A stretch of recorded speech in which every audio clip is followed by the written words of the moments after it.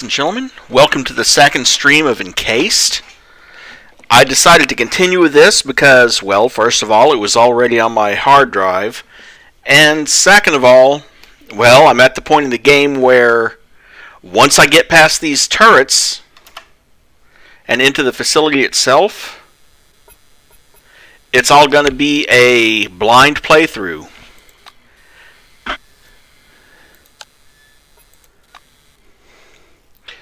Because I haven't had any time this week to play this game. I know what I have to do to get past the turrets, or what my options are.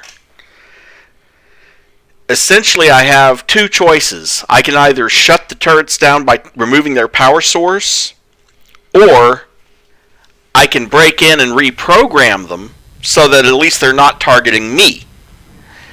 And the third option, of course, is to get into combat with them and shoot them to pieces. But, it's like if you look around the terrain, two turrets up there, turrets down here, two more turrets down here, two more turrets down here. I really don't think I have enough ammo for, and another one over here. I don't think I have enough ammo for 9 or 10 turrets. Or 12 turrets. However many there are. So, fortunately for me, there's this shortcut right here going through the manhole. Fun. He's going to get his business suit all nasty.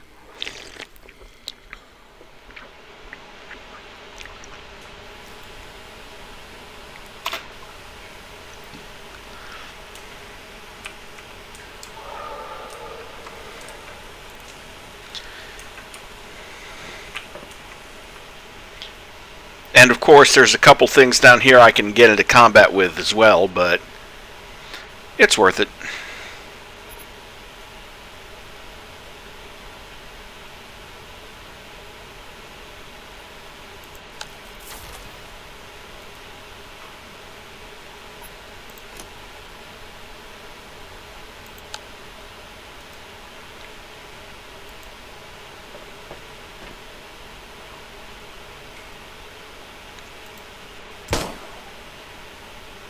Oh, it suspects something, does it? Cute.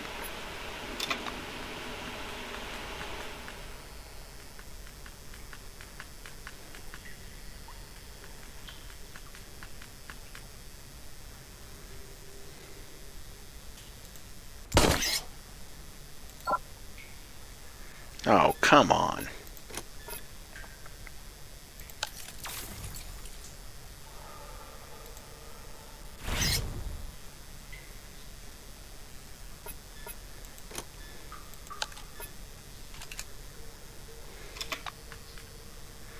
Fortunately, they can't do a whole lot of damage.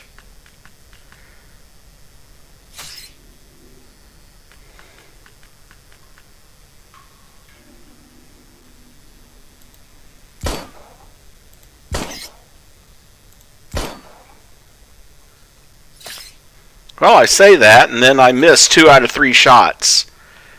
Remind me to work on his shooting skills.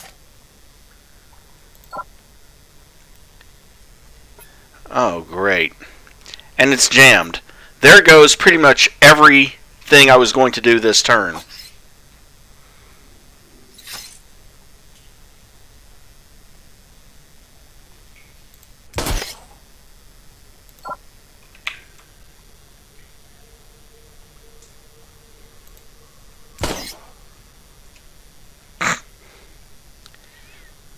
Oh, he suspects something, does he?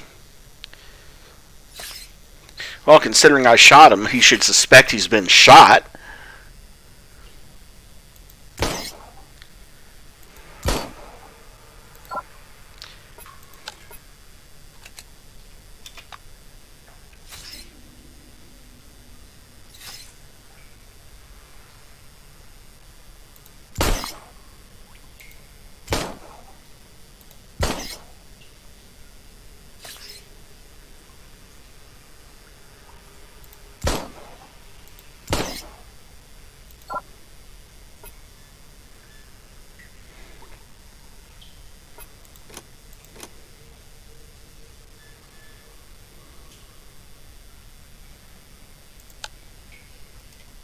Well, crap, that takes 8 AP right there.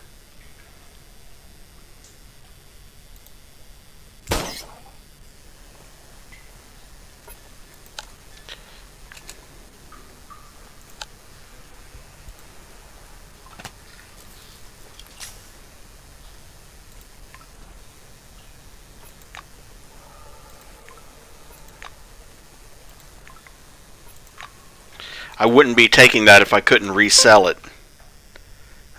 Scavenger trap. And I don't think I have the ability to disarm that.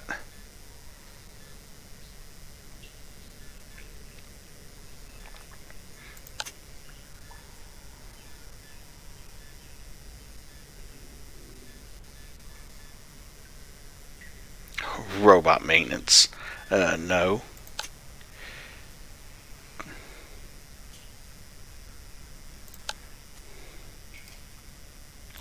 Well, I'll take some damage, but oh well. I mean, 5 fuel, matches, a melee weapons technical manual. Yeah, worth taking a little damage.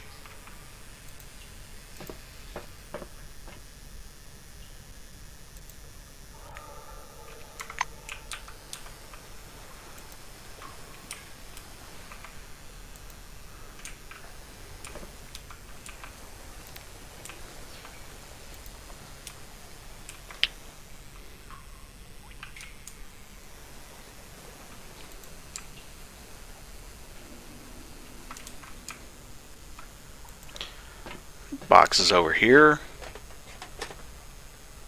Nothing in them. Locked door. Suddenly glad I cheated so I could buy extra lockpicks. And I can't do it anyway, can I?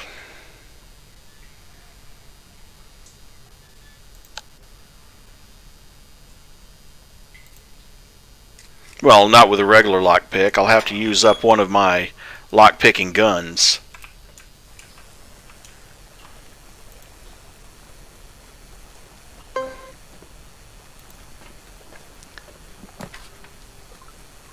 Skylar, Trey, and others. After reading this note, leave it in a conspicuous place. Many newcomers have joined our team lately, and not everyone knows where the tools, access cards, and keys are.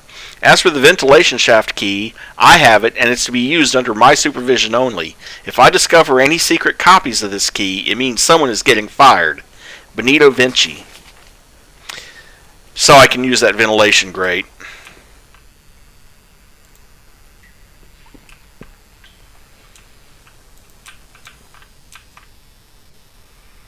Ugh, messy, and I don't think I want to mess with those.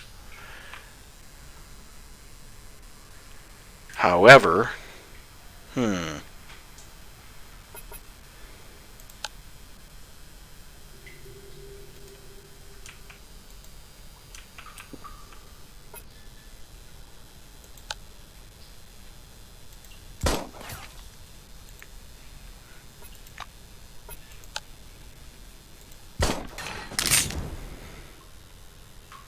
that certainly helps.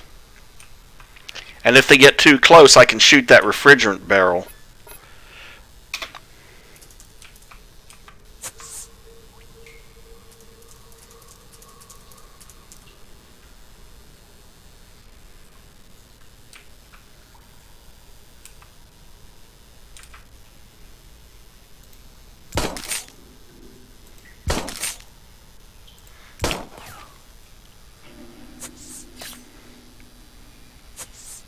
Great.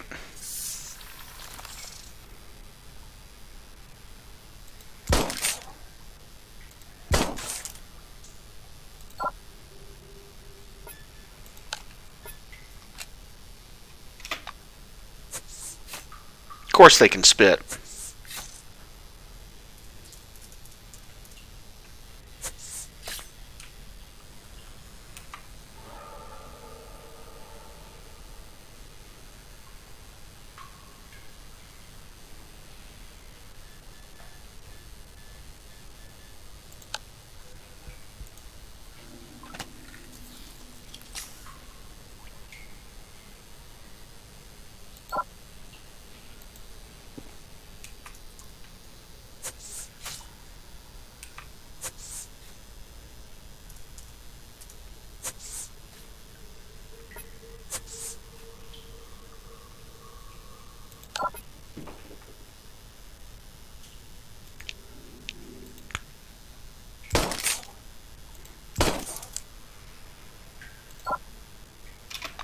Not enough action points, but at least that'll force it to heal this round.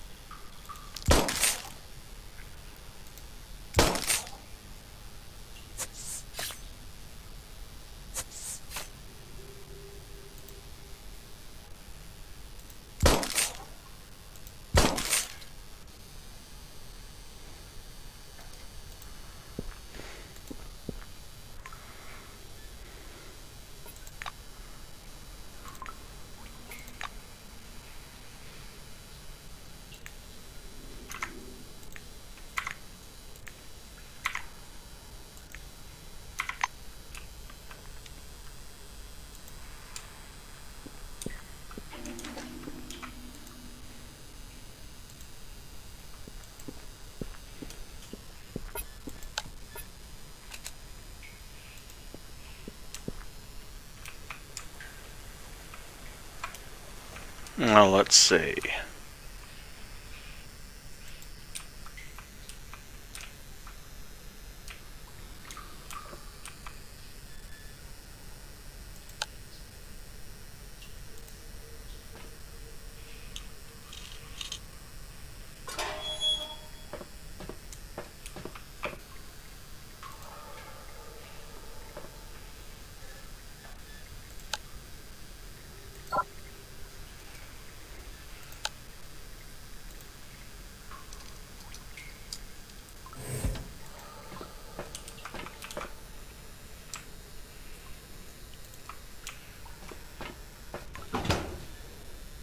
Three hacking software.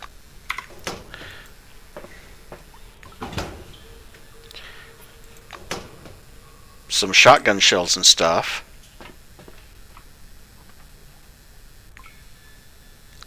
More power cells.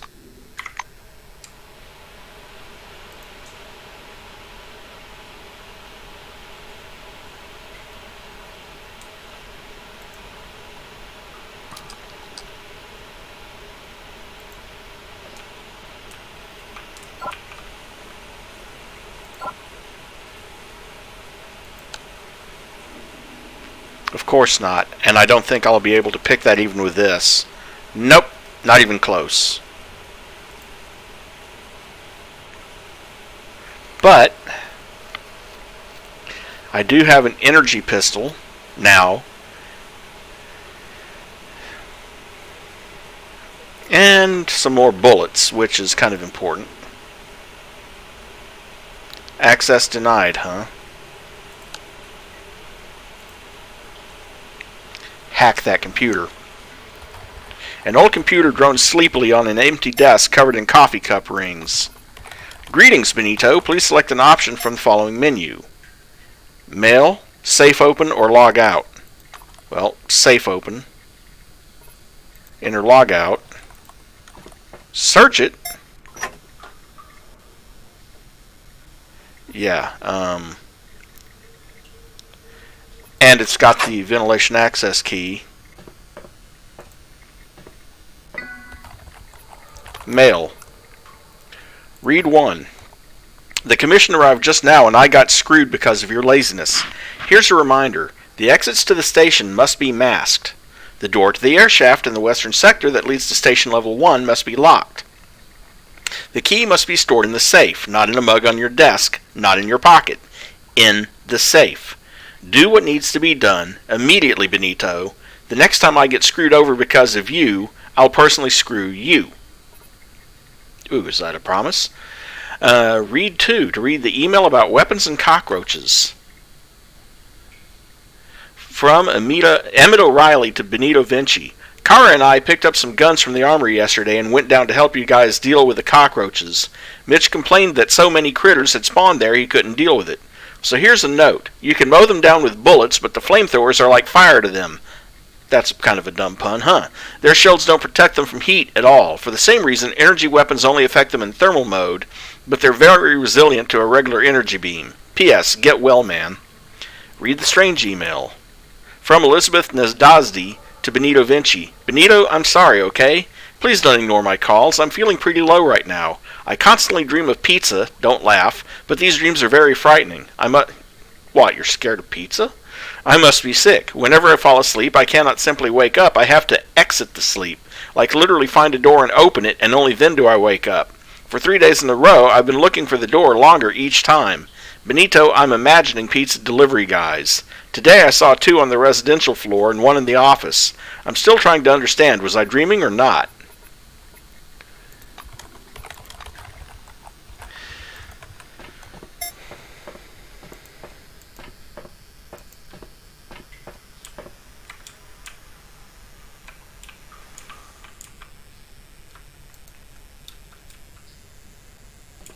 I have a feeling that ventilation key will allow me to literally skip the entire parking lot, but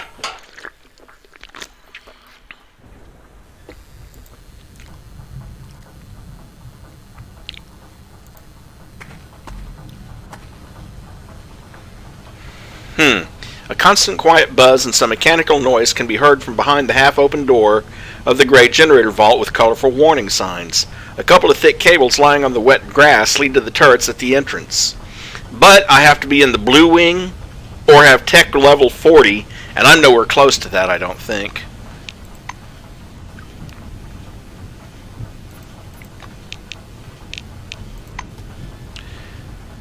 In fact, my tech is at 32, but I have no skill points to spend to increase that to 40.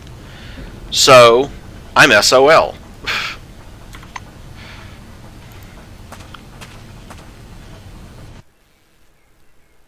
At least as far as turning off the turret power goes.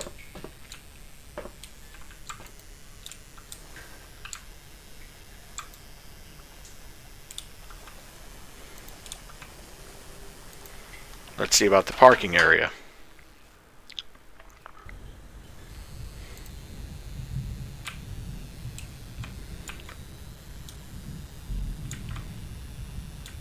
Oh.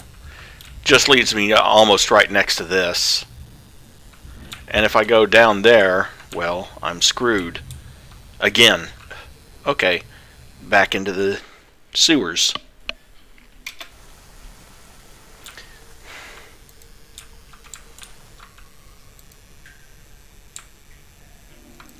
Ladder to freight transport parking. I think that's where I came in. Might as well check it.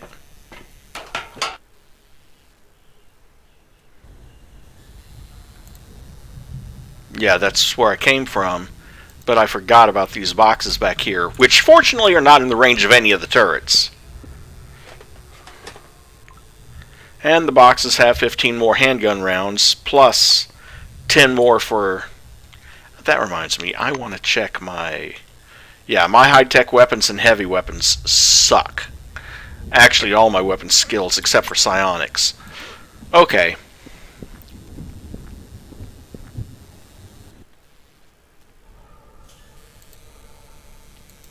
Well, that is something I'll have to work on, I suppose, when I get more skill points.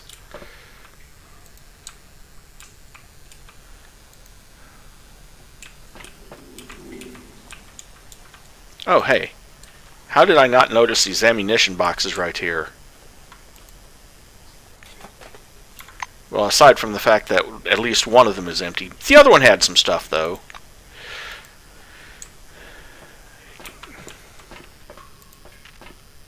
Check the main alley, I guess. Maybe die. Maybe. Let's see. Yeah, that takes me behind most of the turrets. And the guard post is right here.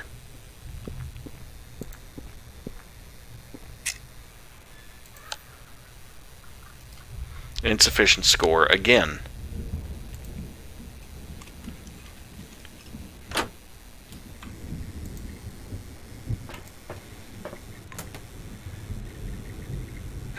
Researcher's gloves. Nice. Another set of hacking software. Oh, really? More shotgun shells. Too bad I suck at shotguns and don't have one anyway.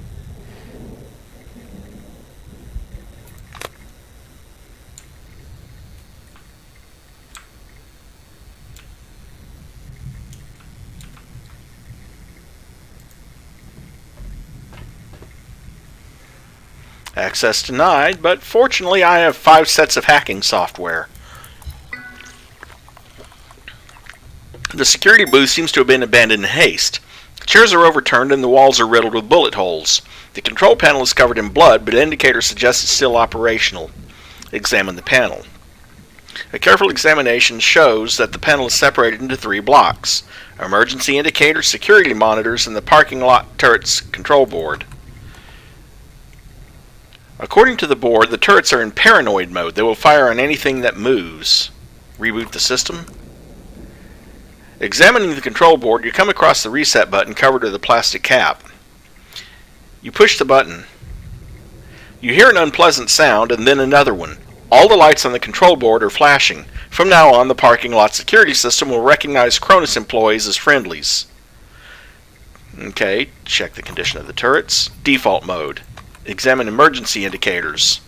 The alarm has been raised on all Nashville levels. Non-critical systems have been switched to sleep mode. Now that the parking lot turret's control board has been rebooted, they're on your side. Take a look at security monitors. Surveillance system is failing. A few displays show the parking lot and others show driveways and entrances, but most show nothing but static. But that was what I needed to do.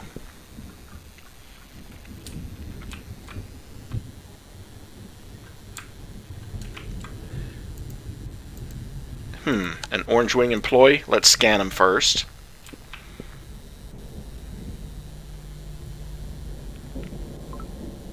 Carl Van Gruber. Oh, let's see. A bottle of beer, some Agilone tablets, and another dose of airplane.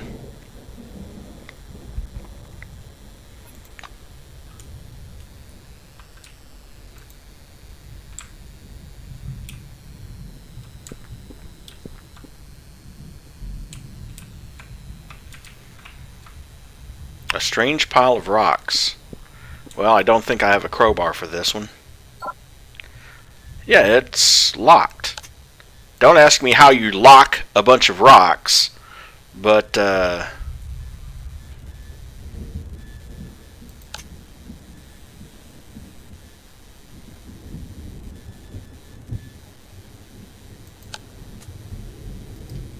it's just as I figured. You can't dismantle them.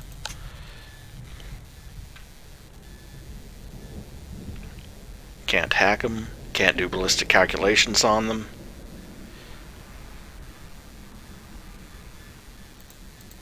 Yeah, I'm going to need a crowbar to get anything that might be in those. No idea where I'm going to find one. And annoyingly, crowbars are single-use items in this game. Oh, hold on. Hello.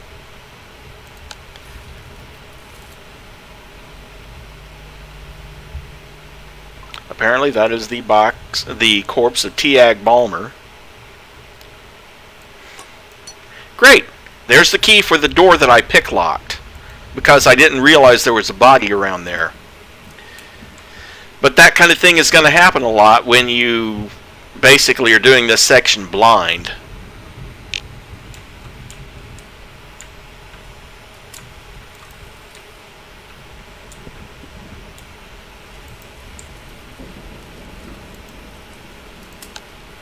Another Blackwing employee. Scan him. Barbara Lovelace. Security key card. Security key card, which of course is used at the turret control booth that I hacked. Cigarettes. And another bandage to stop bleeding.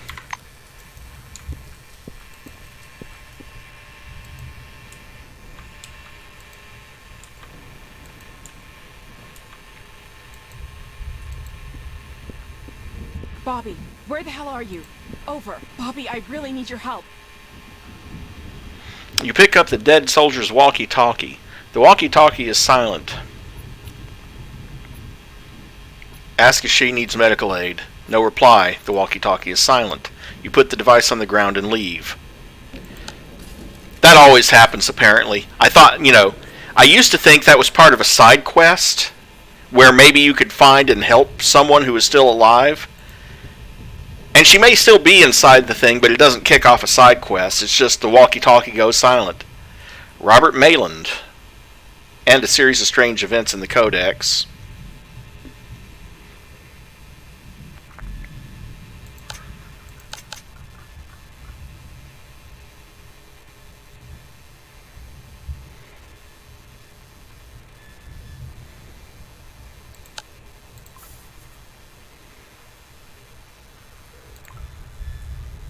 Who has a salute taser, an Astra pistol, which, let's see, there's a Raven that I'm carrying, 12 to 15 versus 10 to 14. Weapon range is about the same. Crit mod is 225% instead of 150% though. Same jamming chance. Carries 10 rounds instead of 8. Any rate, I'll grab all of that.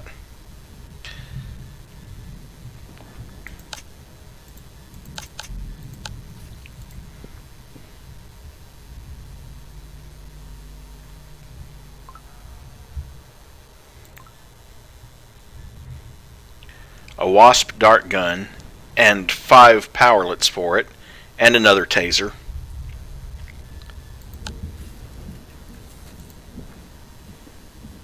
I certainly hope there's someone inside that I can sell all this stuff to. A Lucky Cookie. Hunger minus 100. Lucky Cookie for 4,800 turns.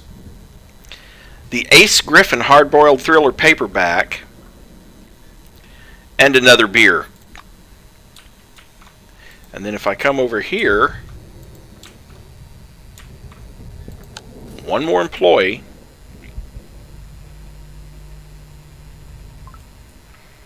Vasily Demansky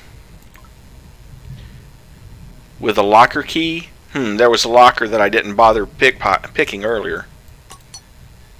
Another sterile bandage. Cops with Guns issue. And some weapon parts. And now that I have that,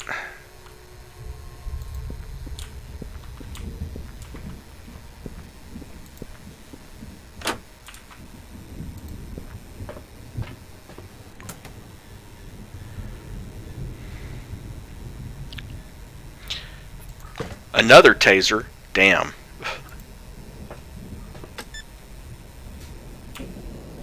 And that opens the doors.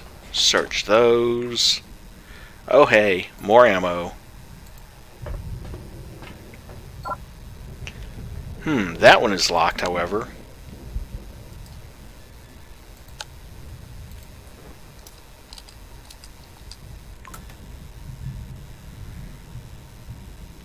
Hand-to-hand brass knuckles, hand-to-hand weapons technical manual, and a Fistman comic book issue.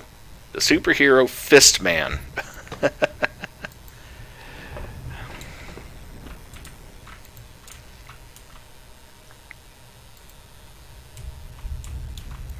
I have to laugh about that because there's so many melee-based superheroes.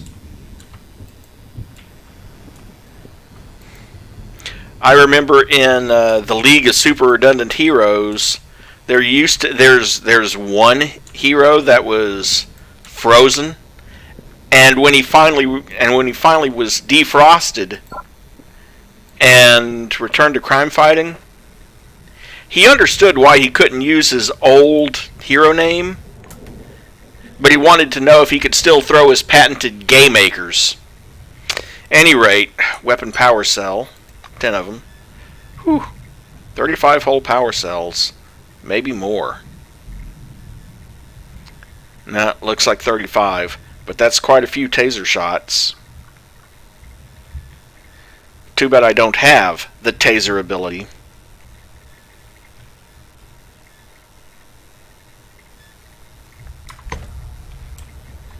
Okay, so how am I doing experience-wise? 8,717 out of 10,000. Not shabby.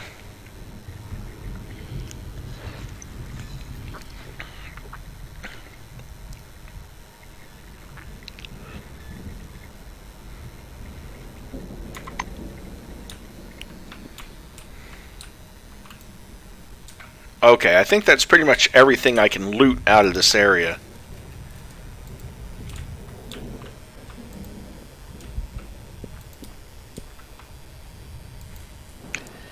Apparently, your jumpsuit that you're wearing dries instantly as soon as you're not in the rain anymore.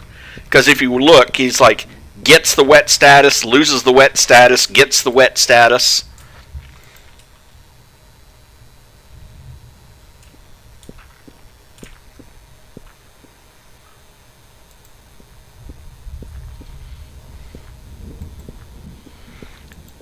Had a thought. Since I have the key for it.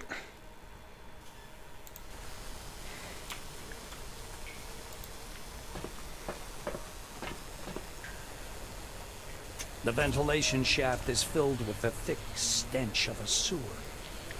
Though, as you crawl forward, the smell is gradually replaced with the sharp scent of quartz. It's dark in here, but you can see a round grill at the end of the shaft and yellow lamplight beyond. You crawl a bit farther and, battering the grill down, climb into a utility tunnel with a metal ladder leading upward. It looks like the external access of an elevator shaft. After climbing some 20 meters, you come to a trap door. You push the lid open and find a short passage leading right to the elevator platform. Something that's neat about this is that you can actually go back and forward in this. Into the dimly lit elevator platform, and when you raise your head, spot a woman standing in the corner. Examine her more closely. Examine the chevron on her jacket sleeve. Apparently, she's one of those responsible for the Nashville site excavation. Your eyes are drawn to her hands, where dozens of tiny lights are moving under her skin with a faint twinkle.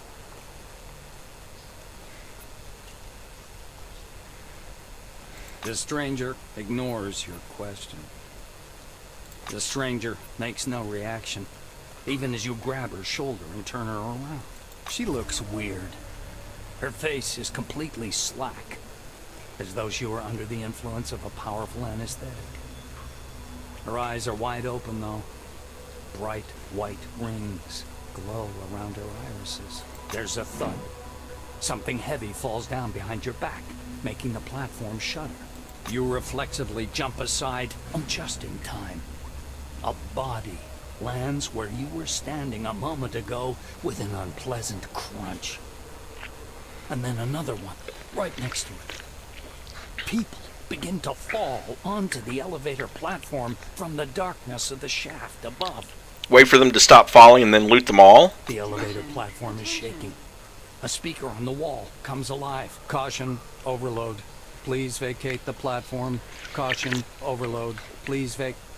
The strained overhead cable snaps with a blaring twang. You've failed to leap from the platform in time. It plummets, whatever remains of its emergency braking mechanism screeching unbearably. Try to recall your survival drills. Down on the elevator floor to soften the blow as much as possible. The elevator car comes to a sudden halt as it crashes into something soft with a loud splash. Faint emergency lights illuminate a heap of torn limbs and crushed torsos smeared on the floor.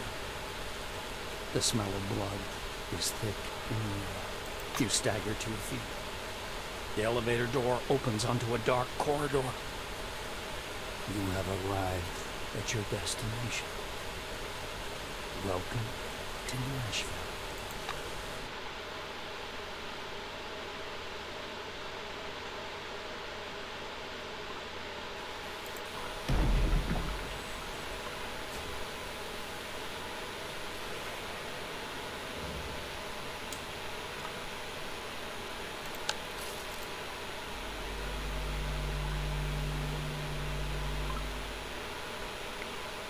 Anna Breslin, huh? Nashville base employees select drone. Silverwing.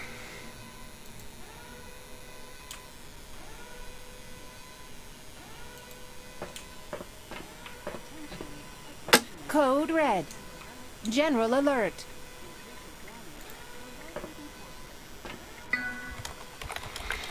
Main menu, final protocol, isolation mode. Attention, levels 2 and 3 are now in isolation mode. Use the security terminal to unlock doors and elevators. Enter a command from the following menu. Well, we'll go for bulletin board. September 7th. Dear employees, volunteers are requested for newly commissioned mining areas. Guaranteed overtime. Contact your supervisor for more information. Thank you for your time. Read next. Entertainment. Dear employees, a concert featuring our local rock band, the Funky Forefathers, is scheduled to take place in our event hall tomorrow at 8 p.m. All are welcome. Universal medical checkup. Due to increasing reports of employee sickness, a medical checkup for all personnel has been mandated. Please visit the infirmary immediately upon reading this announcement. Mandatory castration. All male employees are to report to the infirmary for mandatory castration. The operation will be performed with 2 bricks. No anesthesia. Thank you for your time. I hope that was someone's idea of a troll message. Serpent. Dear employees, I'd like to inform you about the serpent in my vagina. He speaks to me. He says he tricked Eve, and I am Eve. Help me get it out of me. Yeah, people are hallucinating. Today's announcement appears. Dear employees, die do niches, I hate you guck. Thank you for your time. Yeah. Status check. The door is locked. Enter open to unlock.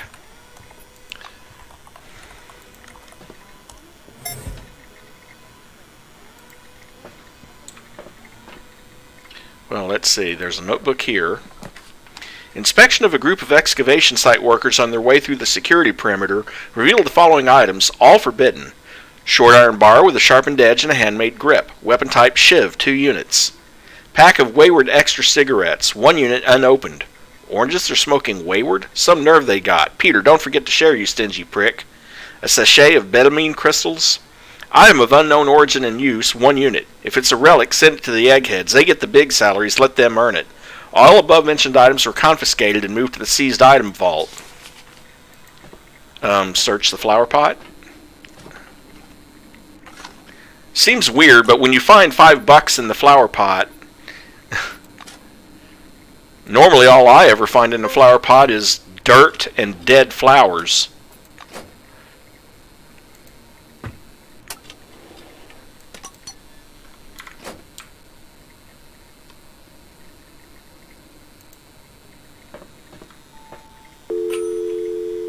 You pick up the receiver and press it to your ear. You hear a continuous beep. Walk away.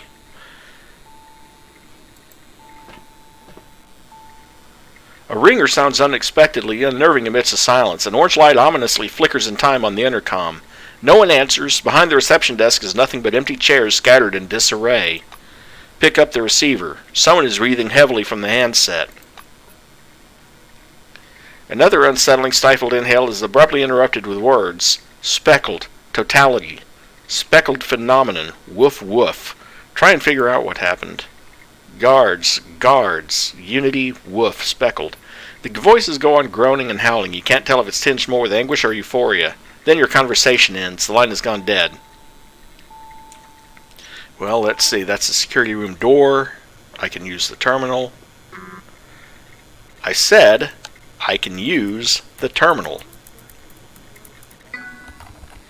The keyboard is sticky with spattered blood, making it difficult to type. Red lines are flickering on the screen.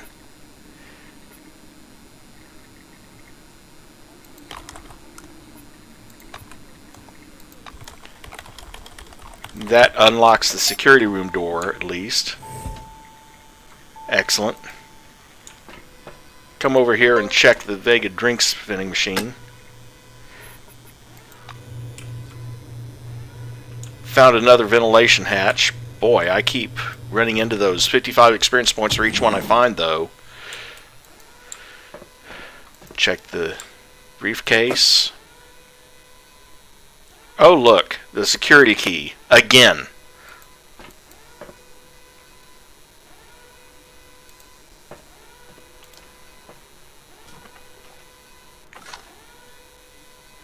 An unidentified relic.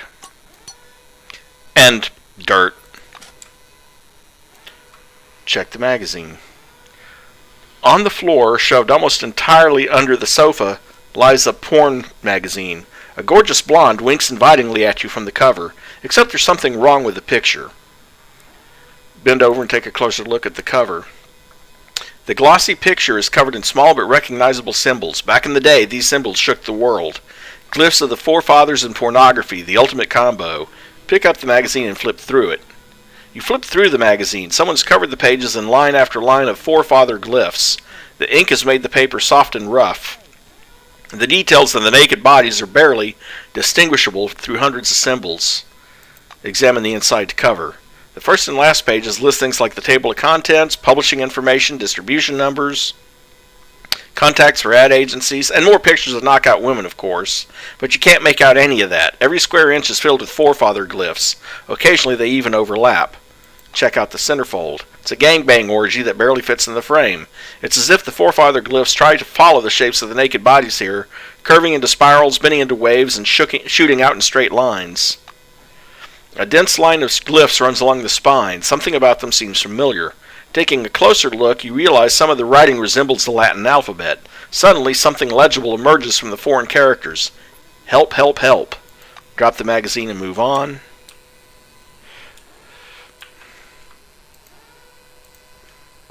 Search this flower pot while we're at it. You never know, we found a relic in the last flower pot. Didn't find a relic, but we found 5 more bucks.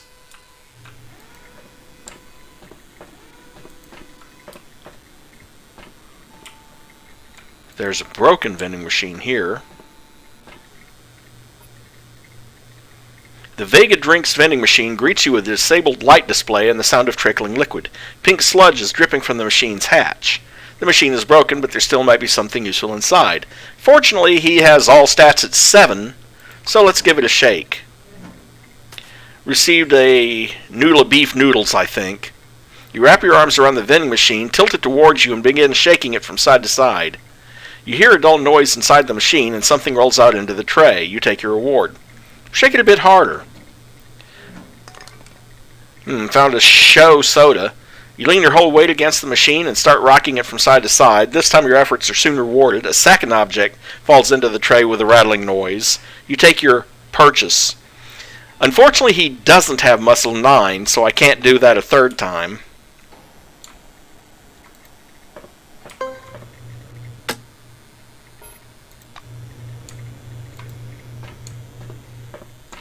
Search yet another flower pot. Probably I'll just find dirt. I only found dirt. Told you, my luck had to run out sooner or later. I had to find a pot without any relics in it, or any money. Seymour Hobbs. Reaper, shotgun, and it's a light weapon to boot. Another security key card, and 15 shotgun shells. Read the note. Consider this note my official report. I, Major Seymour Hobbs, head of security for C-12 Nashville, take full responsibility for all decisions leading to loss of life. I activated the final protocols and locked the door to the security room. I will remain here to stop anyone attempting to break through or interrupt this protocol. I act as my duty demands, but I cannot live with it.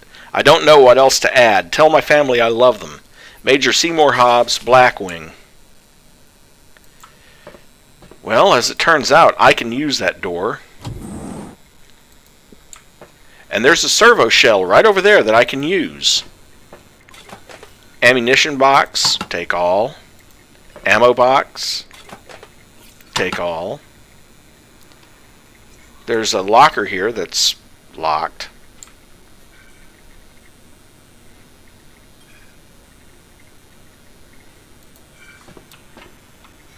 Check the CCTV monitors. You stop beside a bank of black and white security monitors. At first they all seem to be displaying static images. However, you soon realize that people are pacing back and forth in the corridors and rooms.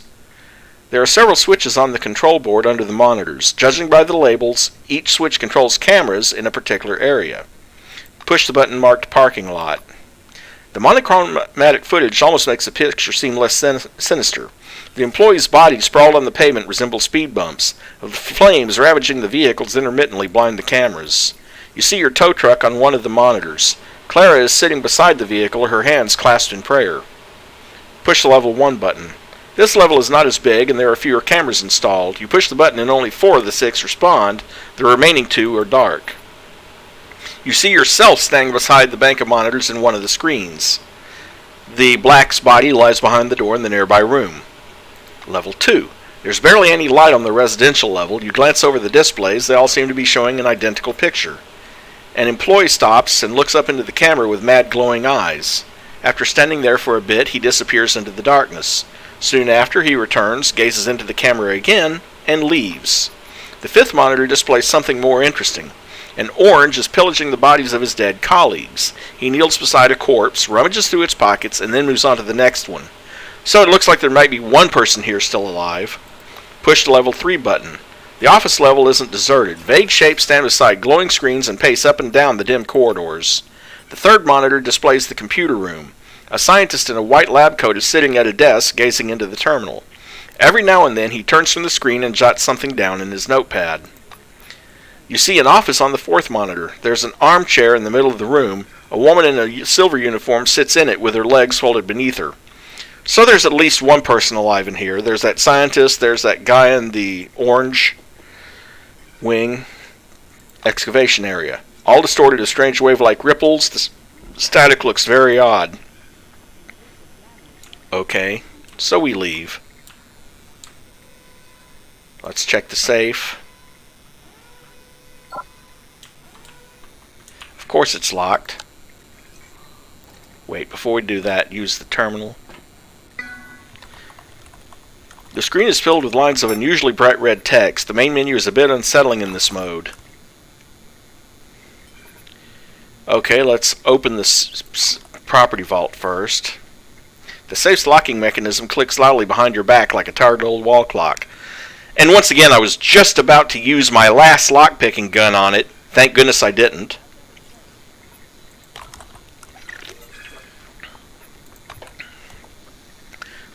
The lockout has been partially reversed. To complete cancellation of the final protocols, please access the primary mainframe on level 3.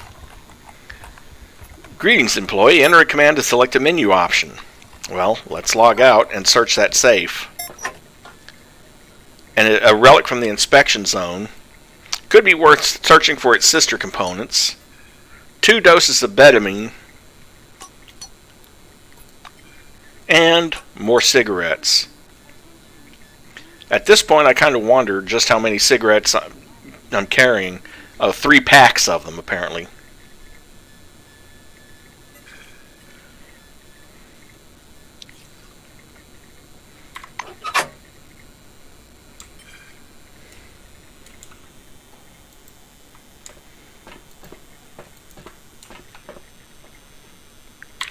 Okay, I'm going to save real quick.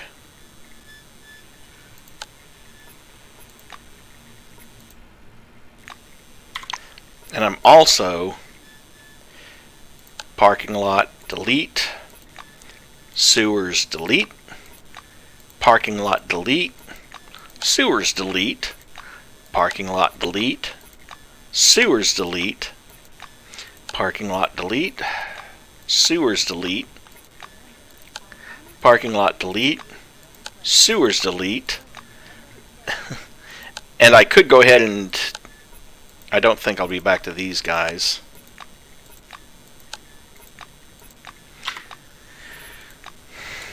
Lots of saves because of that weird save system. Every time you enter a new area.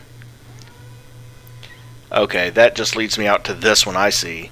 So this transition, this ventilation hatch took me over here just outside the room just in case I couldn't get through that security room door.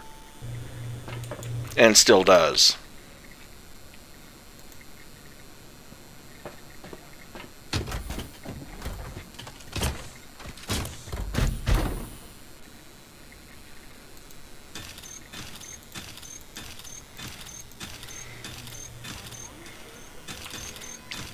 I has a servo shell.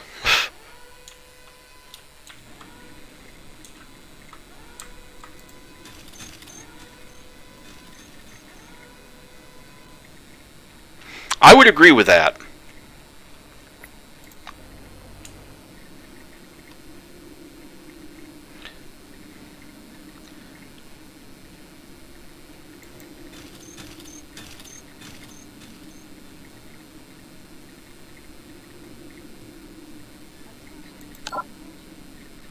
Of course, I can unequip the servo shell too, I think.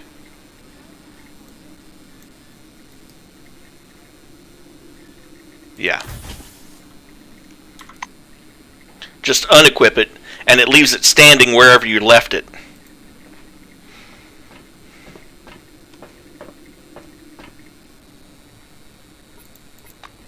Well, it doesn't let you use it anyway. Okay. I thought, well, maybe I can't use that because I'm, in the servo shell. No, apparently not.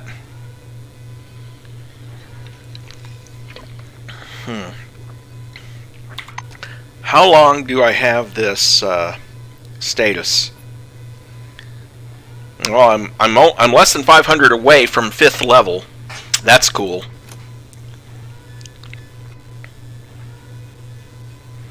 So glad you can separate your inventory up. Let's see, I've got the Firebug, the Andromeda Energy Pistol, 2 wrenches, which are throwing weapons, by the way, a weighted wrench that works wonders on nuts, bolts, and people who irritate you, a Wasp dart gun, a pipe wrench, the brass knuckles, the shotgun, which I might equip in place of that pistol. It's still a light weapon.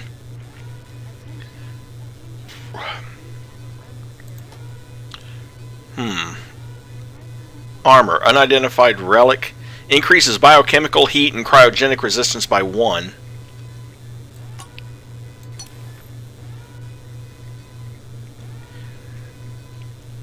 And if I'm willing to take if I'm willing to lose that +1 initiative bonus, I get +5 biochemical resistance, +5 to high-tech weapons, and +5 to science. Sure, let's wear those. Ammo, 113 pistol rounds, 20 airgun powerlets, 63 shotgun shells, 40 power cells, and 10 fuel.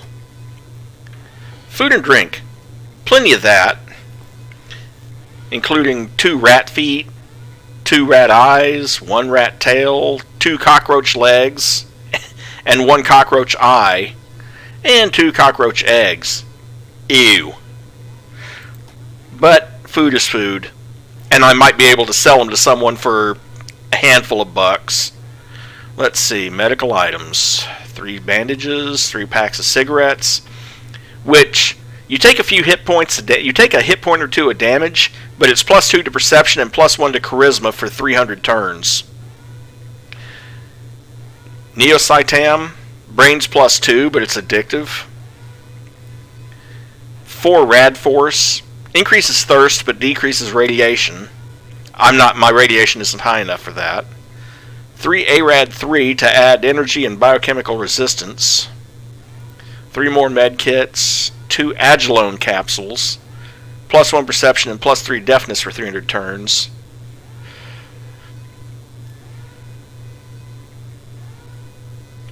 Rev Plus, radiation -1000, cures radiation sickness. I only have the 1 of those. Save it for an emergency. Atox antidote, 2 energons, which is fatigue -300. Actually, fatigue -600 because it's 2 turns. Pergeron, an addiction neutralizer. 2 airplane, 2 betamine. Tools, shovel, 2 hacking packages, the scanner, a robo-charger, 12 simple lockpicks and 1 electric lockpick. Components and supplies. Well, quite a few of those, including glue, scissors, various manuals for upgrading stuff. Oh, 9 empty shotgun shells. That's the reason why it was split into 9 and 6. 1, that's +20 criminal, +20 hand-to-hand, +20 light weapons. Nice. And then all these quest items that you can't drop. Okay.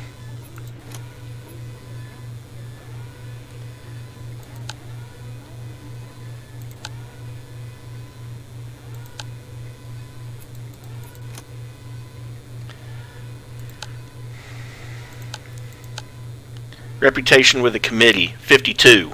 Not bad.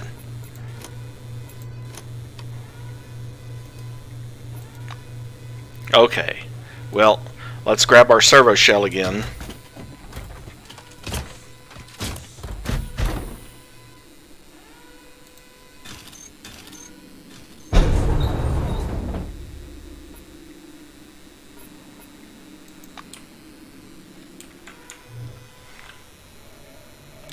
Yeah, I can't do anything over here at this end, so my only option is to use the elevator. Okay. Well, it says to go to the offices and computer room, so let's go to level 3 first.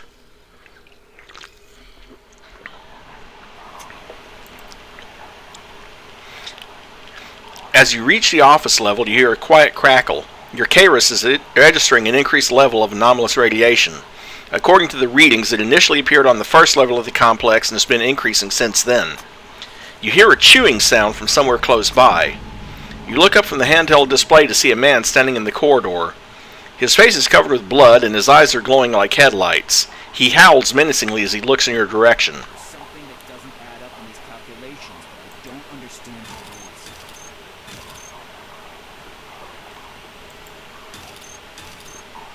is. Yeah, don't go in the canteen.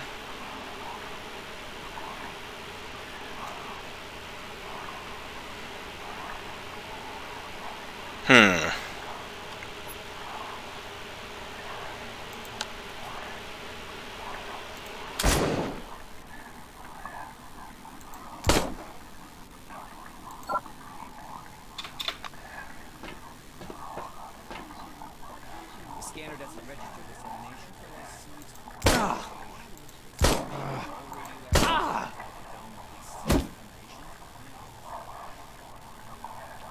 You know what? I have an interesting idea. Just because I can.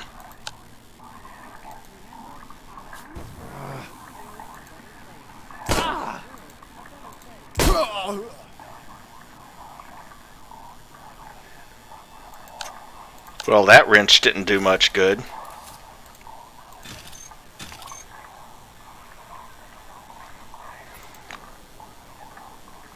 Ten more airgun powerlets. Search the flower pot, because you never know. $5.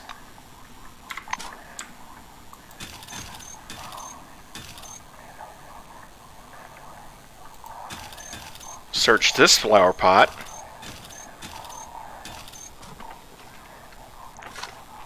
Dirt.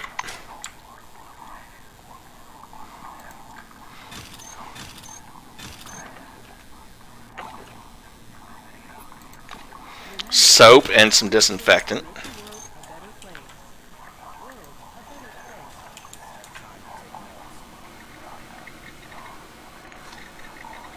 Dirt.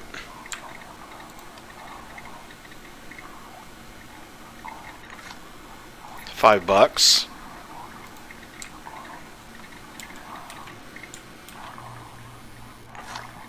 Dirt.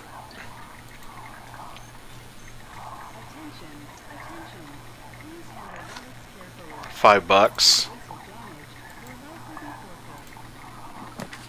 Dear colleagues, I'm tired of reminding you the master key must remain at the front desk and nowhere else. Frequent alarms do not give you the right to use this key for personal business. P.S. As of September 12, there's no key in place. Jan, I know you took it. Give it back or I will be forced to fire you. Okay, let's search the administration wing. Flower pot. $5. More flowers. Dirt. Office cabinet. $60. Another office cabinet. Nothing.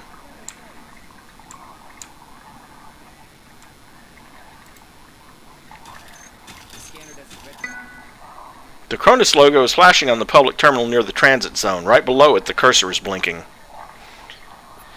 Greetings, employee. Enter a command to execute the desired action. Let's enter shipment. The screen goes dark for a moment, then the terminal emits a high-pitched beep. Line after line of delivery data fills the display. Received, cases for small relics, 20 pieces. Wayward cigarettes and cartons, 1 box. September 3rd. Sent, small and medium relics and cases, 15 pieces. Dead high-capacity batteries, 50 pieces. September 7th. Received, firearms ammo, various kinds, 5 boxes. September 8th. Sent, archaeotechnical device elements, Mobius type, small container, 1 piece. September 13th. Received, Blackwing cargo classified, medium-sized container with independent power supply, 1 piece. Return to the main menu.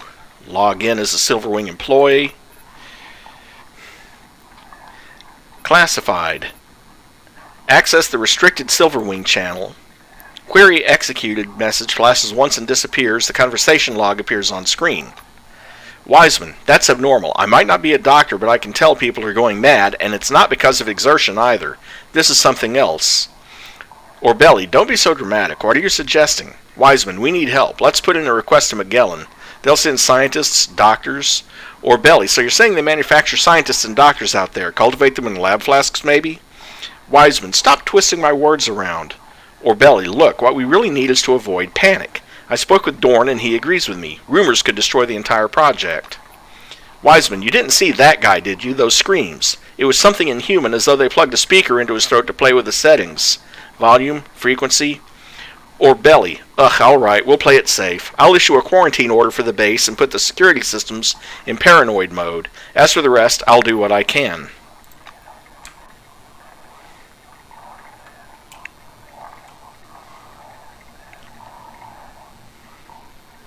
Strong psychic irradiation. Distracting looks.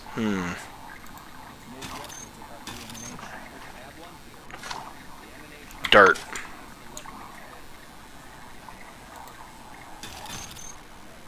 And of course they see me.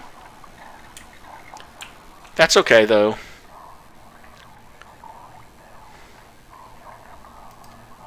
You know what? I'll just save all of that and make them come to me.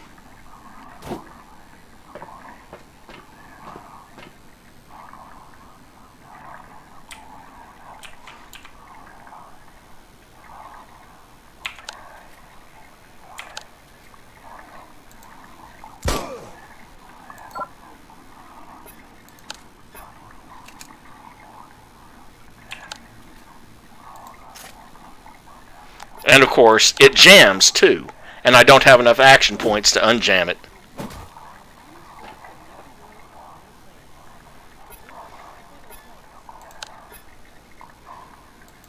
There's outsider radiation everywhere. Someone passed through here, scattering their light around.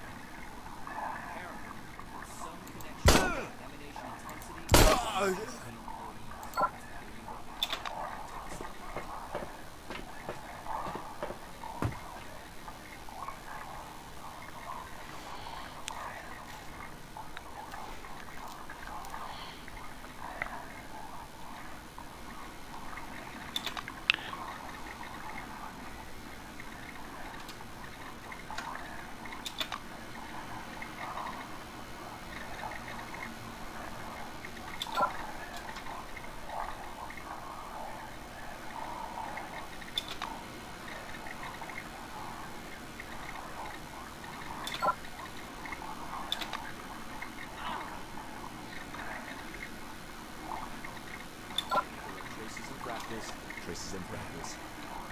Louise is killing me. What possessed her to lock me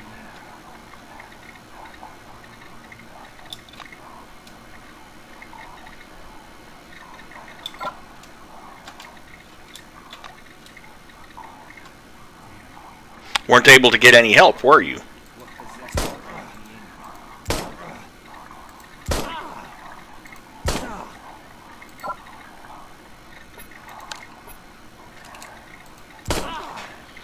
And I got to shoot you 5 times.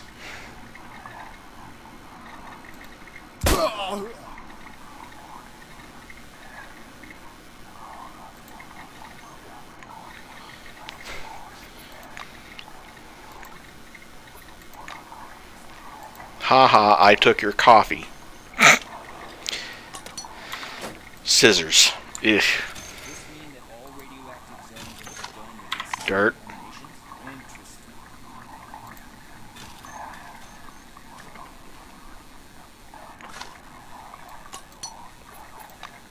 $5. A toolbox.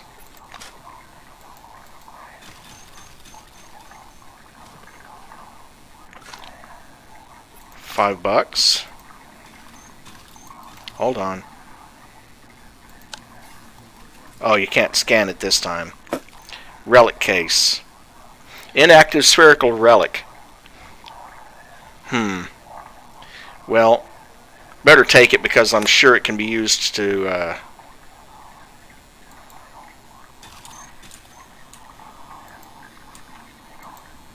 And there's another public terminal here, too.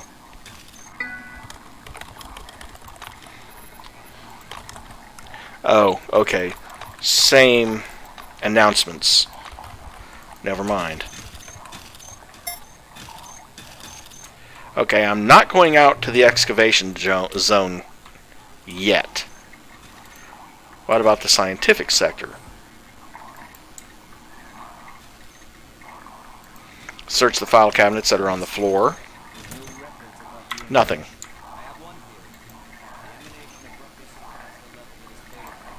Access denied unless I hack it. Denied unless I hack it. Denied unless I hack it.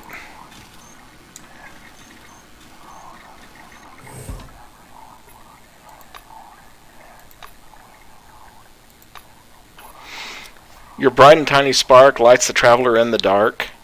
Her voice is shaky and she won't lift her head. Sing along. The woman lets out a piercing shriek and jumps in her chair. She regards you with wide, anxious eyes. Raising her Karis's flashlight, she examines you anxiously. Her silvery uniform is covered with a spray of mud and blood. Her badge is torn off, and in its place a bloody handprint has been swiped across her whole jacket. I'm listening. The silver lowers her communicator and turns the flashlight off while keeping an eye on you. You aren't mad, and you aren't from here. Tell her introduce yourself and ask what her name is. Decker Schultz, Louise Decker Schultz, Silverwing, Magellan Base. I reckon you're from the rescue team. Well, as the expedition leader, I'll bring you up to date. The mission has failed. Our technician is dead, our guard disappeared, the orange ran off, and the white is slowly going mad. That's my short report on the mission results. If you need more information, feel free to ask. Ask for an account of the situation from the start. You really want to hear what it was like? We arrived before the storm, 9:20 I believe it was. The connection was already lost by then, and there was something wrong with the people. No, not something. Everything about them was wrong. She looks up at the ceiling as she tries to remember. Seymour Hobbs, head of security, greeted us. He reported that communications with Magellan were down and needed to be restored from the command center on the 3rd floor. He gave no details, just said there was a problem. She blinks rapidly. Hobbs took us to the 3rd floor, then went back upstairs. Maria went to the command center, and these people, they just rushed at us. They devoured Maria. Bob shot several of them and locked the rest in the hallway. They're very weird. They don't seem to feel pain at all. What else is there to say? Now I'm here. Ginsburg yelled at me and ran away. Bob went for help, said that until they arrived we had to talk to Hobbs, activate isolation mode, and seal the bunker. He still hasn't returned. And Ron, something's going on with him. Didn't I mention that yet? Did I? Oh, I keep forgetting things. Does remind me. Let's barter with her.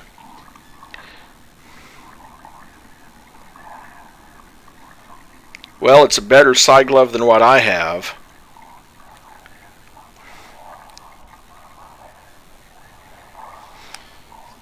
Also, I'm sure there's plenty of stuff that I can trade, like that high-tech pistol,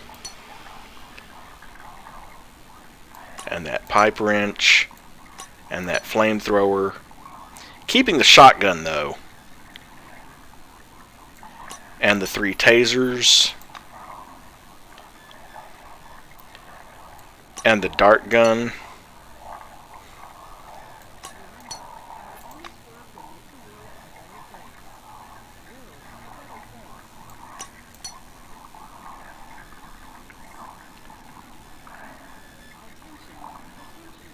And my old side glove.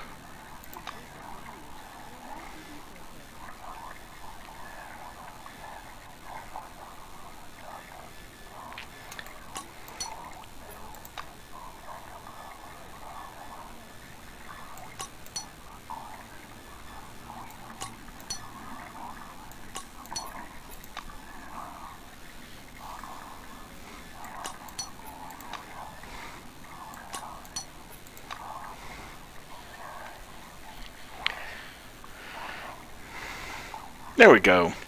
It's not that bad a trade. I mean, I got rid of all the roach and rat parts. And the stack of documents. Why not?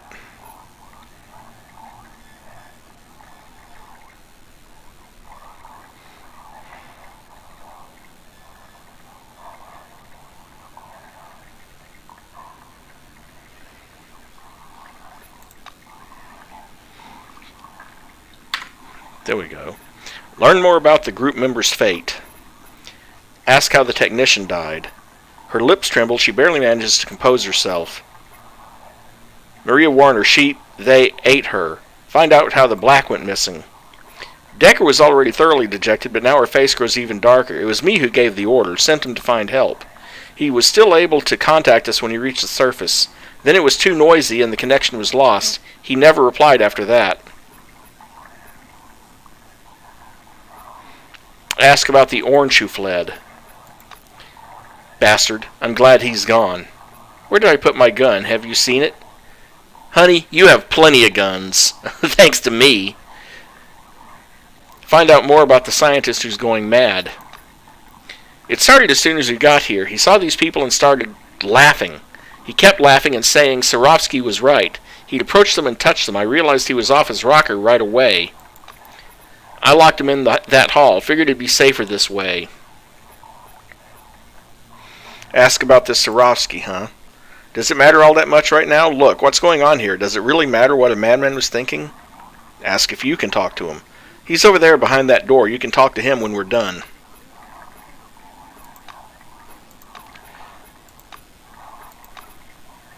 I'm not a scientist or a doctor. I don't know what's going on here, but I do know, according to protocol, we have to contact our superiors at Magellan first chance we get for further instructions. Ask why she hasn't got in touch with Kingsley herself. Maria tried to restore the connection and died. When they ate Maria, we locked the door to the command center. Take the key. Restoring the connection is the top priority now. Excuse me, I feel weird. I think I have a fever and my head is just throbbing. See you later. Okay.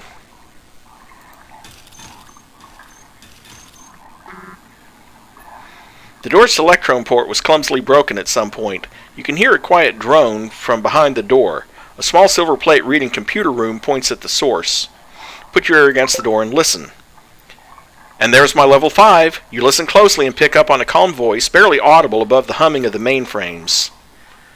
You can hear a keyboard clicking. The voice is pensive. The dependence is linear, that much is clear. The differing reactions of different organisms can be attributed to physiological factors. Obviously not weight, and apparently not age or gender. We'll use this formula to calculate. Funny thing, I can barter with them. That's weird. Okay, well.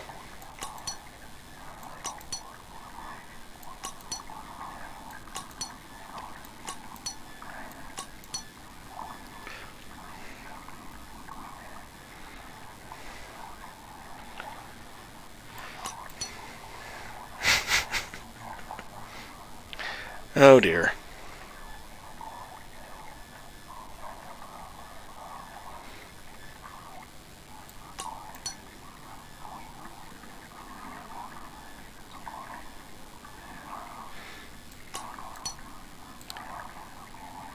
Guy's locked on the other side of a door and you can still trade with him. Okay. Well, I will.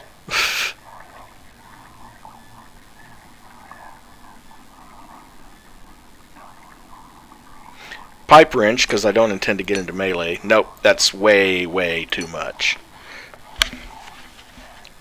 Any other little miscellaneous crap I can get rid of?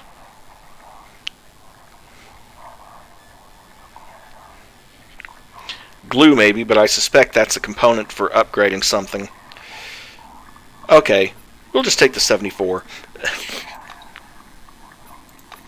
Another click follows. After that, the voice is silent for a long while. The man behind the door sighs with disappointment. You can hear footsteps in the room, quiet but heavy. Is that you, Louise? Open the door already. Enough of this idiocy. For once, try being professional. Ask to whom you have the honor of speaking. The door slides open an inch. In the dark computer room beyond, a pair of spectacles reflects the light. Ronald Steele, White Wing. I'm a member of the expedition crew. Apparently a former member. My colleague decided I was dangerous and locked me in here. Look, I don't have time to prove I'm normal. Just open the door. We don't have much time. Yeah, tell him you'll do your best to open the door and leave. There's some connection between the emanation intensity and the I could hack it, but I'll come back. Meanwhile, I have combat.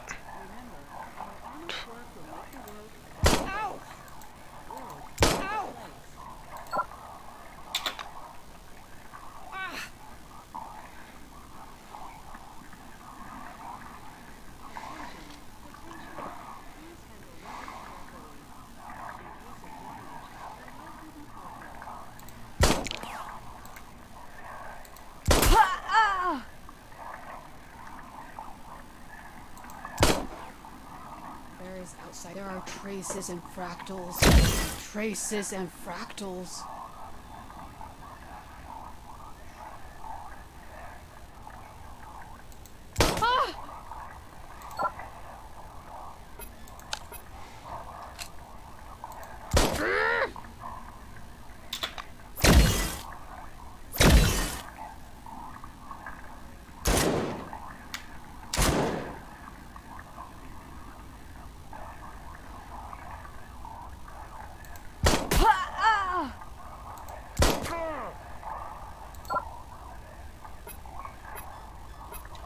Someone from the outside did it. Some outsider.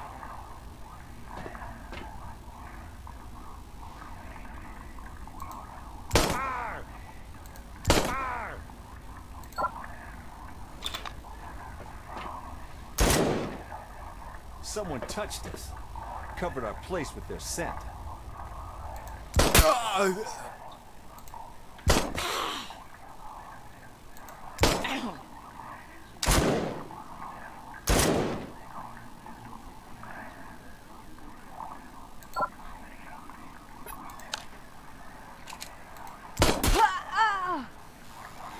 There, into combat. Search her, another shear blade, some salmon the salmon fish snacks, another lockpick, and some more cigarettes. Wow. More cigarettes, Agilone capsules, and salmon the fish. Another Techno Woman comic book issue. A fixer in Greece. Okay, fine. $145 and a Business Today mag issue. Okay, I can live with that.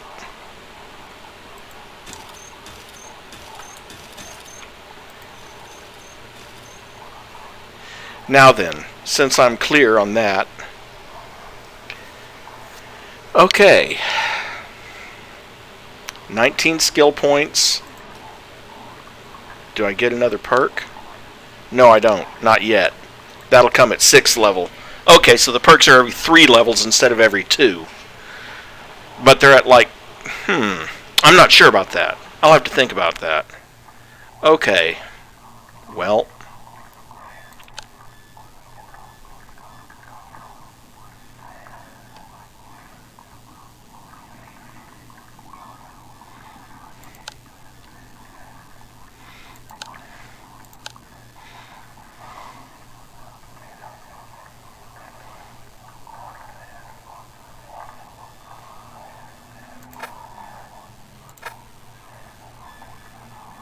yeah, I definitely need it. Let's see. 32. And of course I need to upgrade my light weapons at least a little bit too.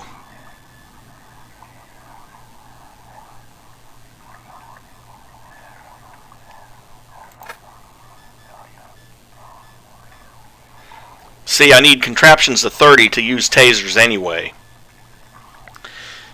But, let's see.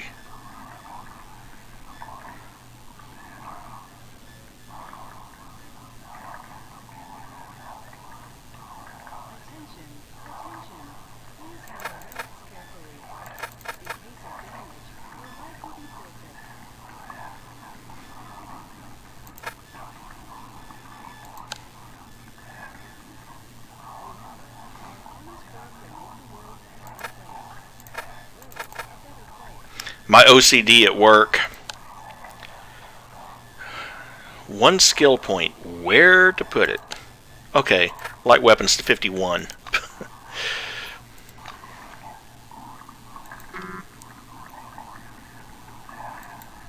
Door to the dining hall, and of course I know these people will attack me.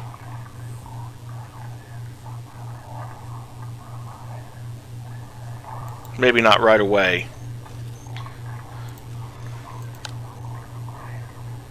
Insufficient score there. The door to the office sector is locked.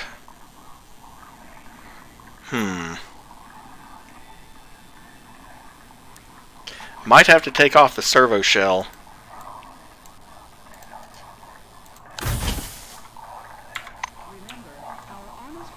See where this vent hatch leads.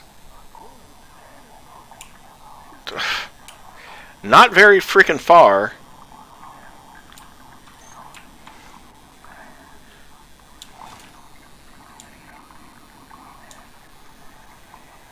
Leads to just outside the conference hall. Oh, it does lead to the other side here, though.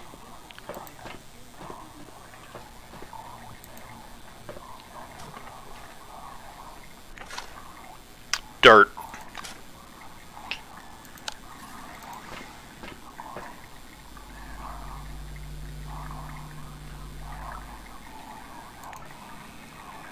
Another one of those Andromeda things and some ammo.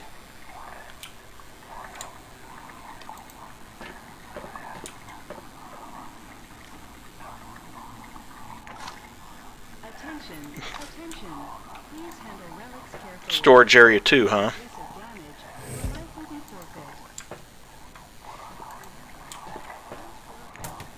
Nothing in that locker. How about this locker?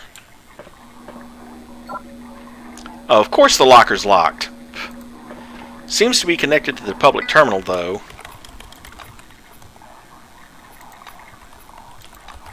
It isn't.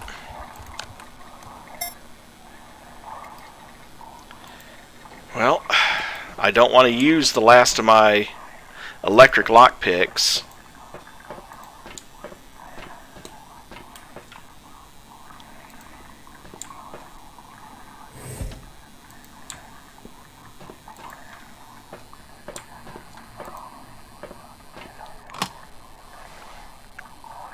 High capacity power cell, that might come in handy.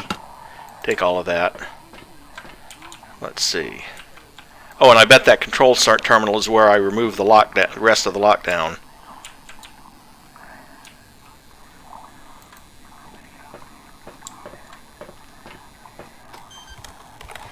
Ominous red lines are flashing on the screen. Emergency protocol, isolation mode. Turrets are active, the doors are locked, connection with Concord Station is disabled. Oh, let's see. Uplink to reestablish the connection. Cancel the emergency protocol. There we go.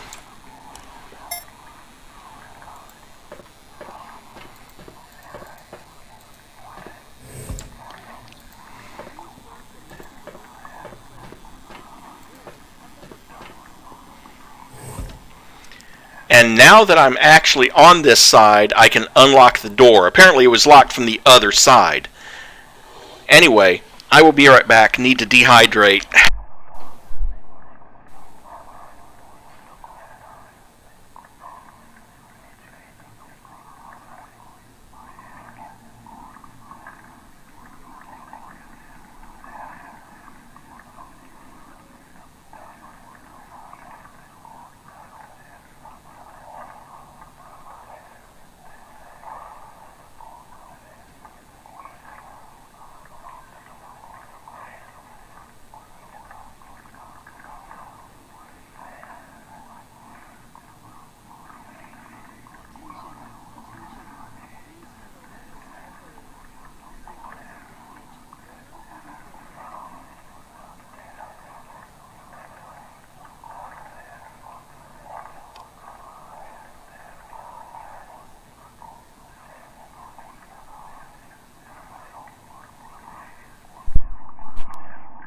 Okay. Back. Now then.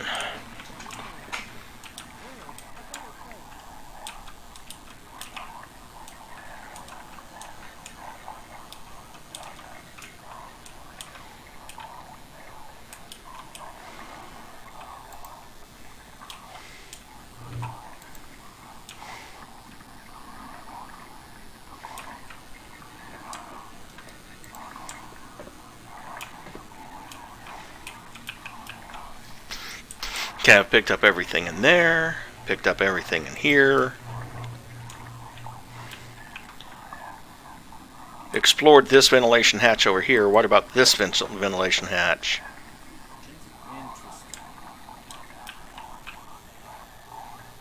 Leads me just outside the dining hall. Okay.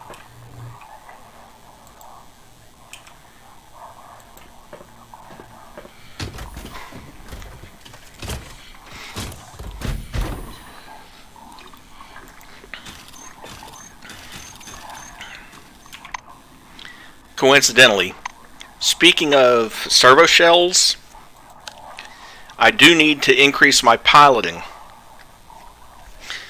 because, well, servo shell piloting basics, and then at 60, servo shell isolation system, which increases your cryogenic resistance and heat resistance, servo shell sign system plus 10 in servo shell, and top class piloting. I'm not going to increase my piloting skill all the way to 150, but, you know, I could. Servo shell targeting system, servo shell advanced piloting, servo shell data acquisition system, which increases your learnability rating.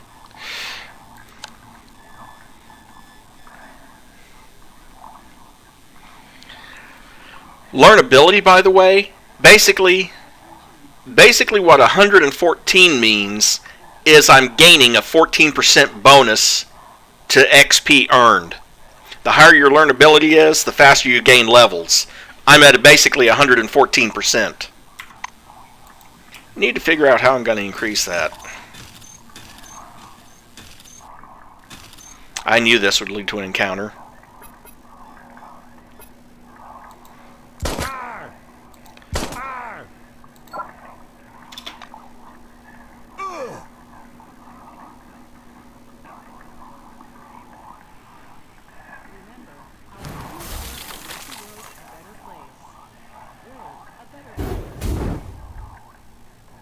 Someone from the outside did it. Some outsider.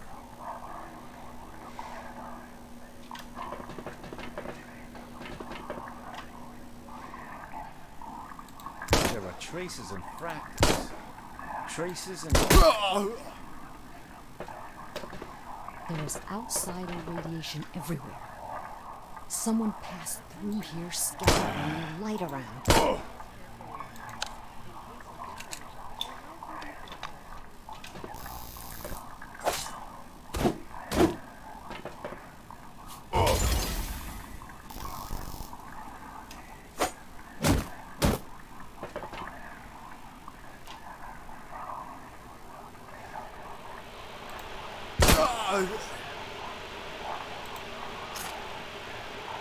Of course it jams. And of course I don't have enough AP.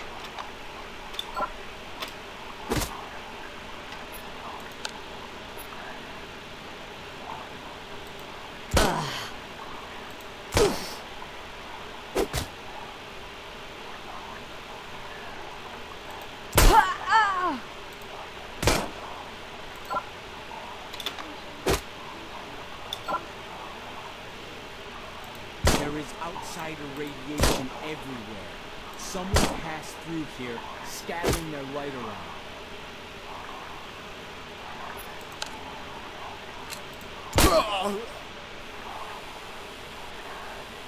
Okay. That solves that, though I have a feeling I'm going to end up using another medkit soon. Another Techno Woman comic issue. Larry? Oh hey, what a coincidence. A medkit. That'll make up for the one I might have to use. Science magazine. And this guy over here who was the psychic.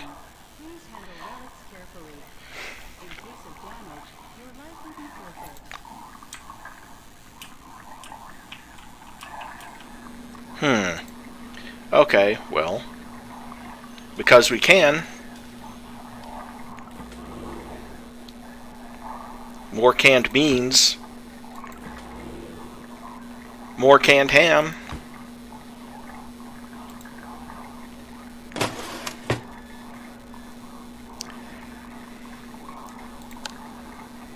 I don't have the onions, boiled eggs, or potatoes, or I'd make some more pulled pork.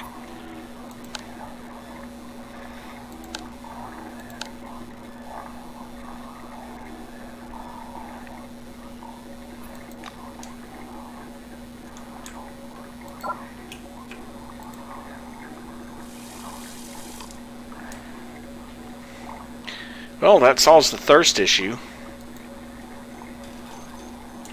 Well, I don't have all the ingredients for it, but I did manage to get enough ingredients back at the gas station to make 4 more servings of it.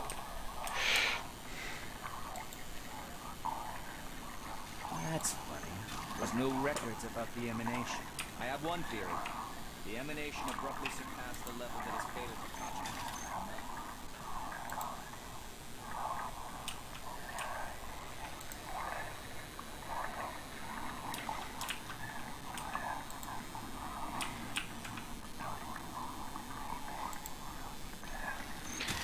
That is what worries me, is that that guy is in a servo shell.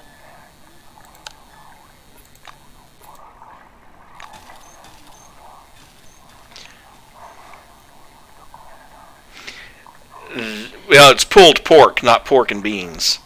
But yeah, I could make that. It's just I don't have a recipe for it. I can make warm beans and warm pork, but I can't make pork and beans.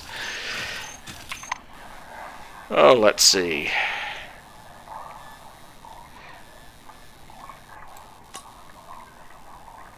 Oh, that does remind me.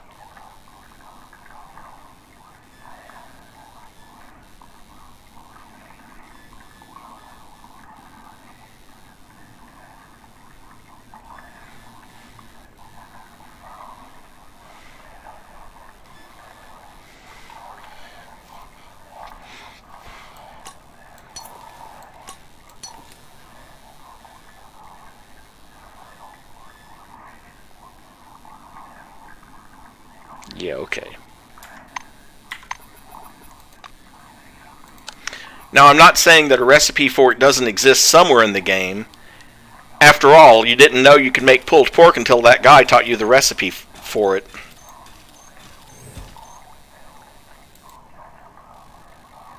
Of course the encounter begins.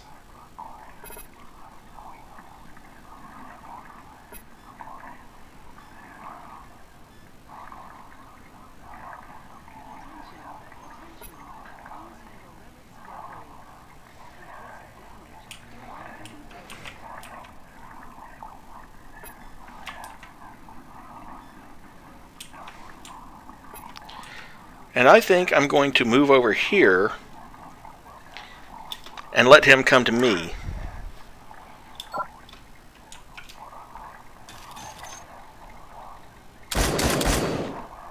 Oh, you shithead. Traces and fractals.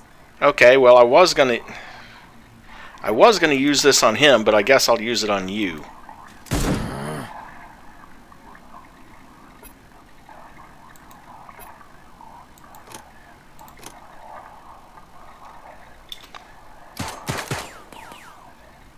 Someone touched us, covered our places with their scent.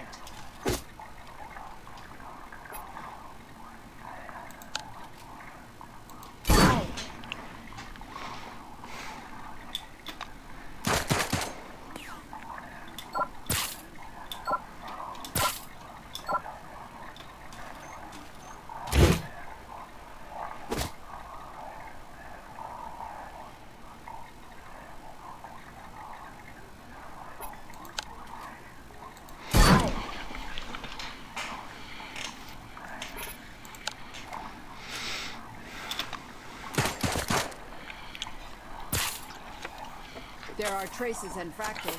Traces and fractals. There are traces and fractals. Traces and fractals.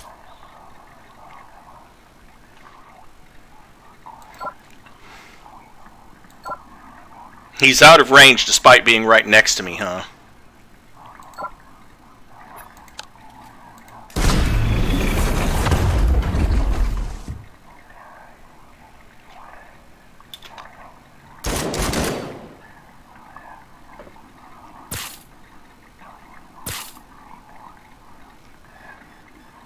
I hate to do it, but I'm going to have to basically burn this turn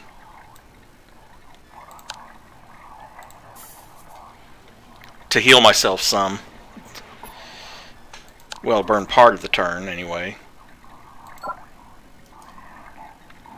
Well, I can't point blank shot, And it does me no good to move. Fine. Someone from the outside did it. Some outsider. Get back.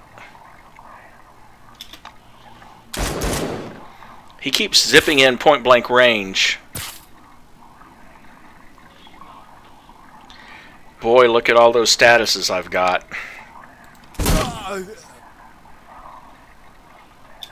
Someone touched us, covered our places with their scent.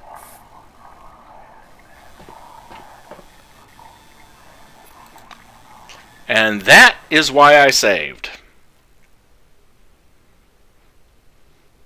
She closed in and I died of being fatigued to death.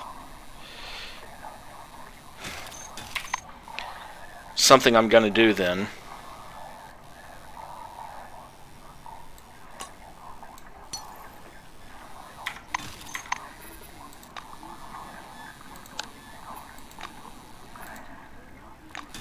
And something I'm going to do before I go on.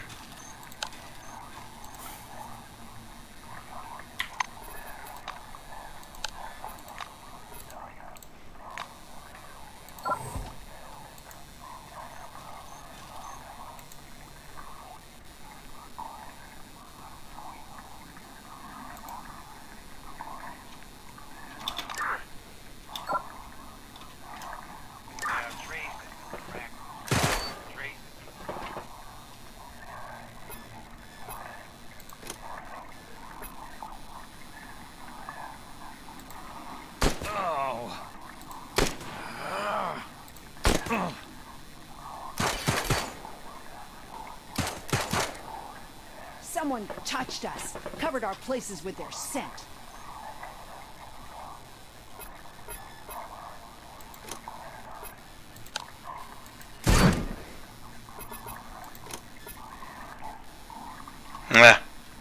Darn it.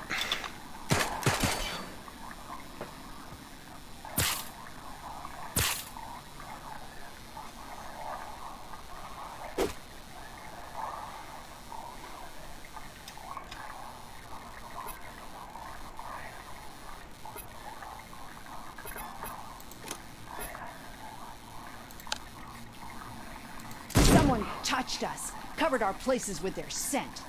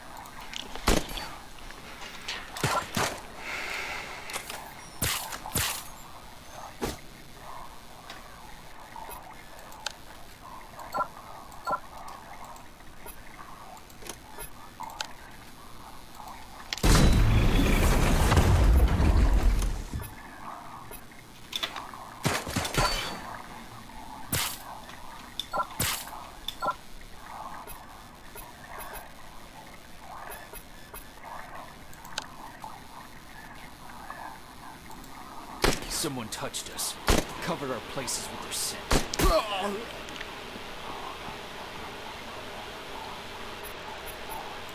Oh no, you don't, lady.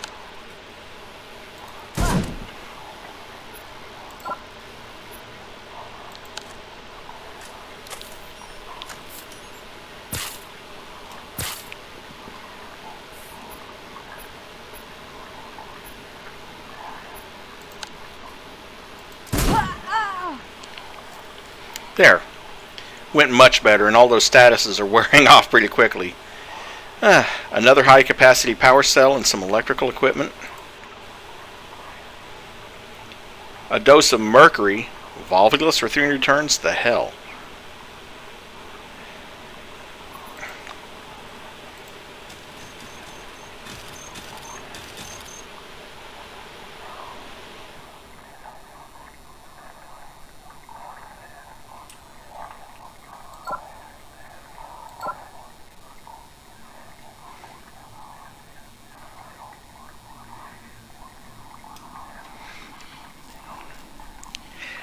Great.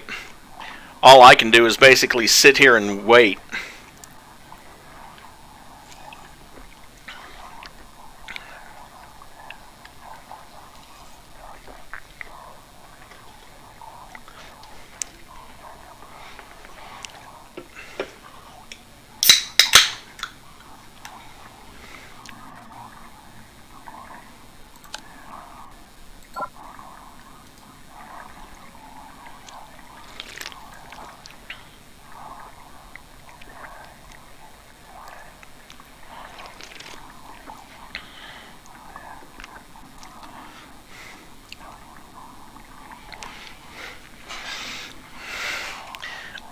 Unfortunately, all I can do is wait until my fatigue wears off.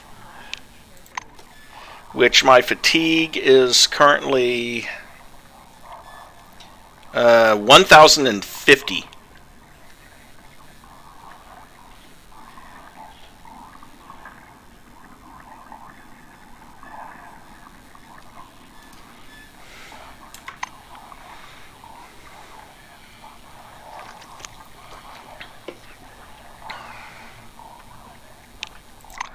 On the plus side, at least I'm at 11,000 experience points out of 15,000. With a massive 342 for taking out that one guy.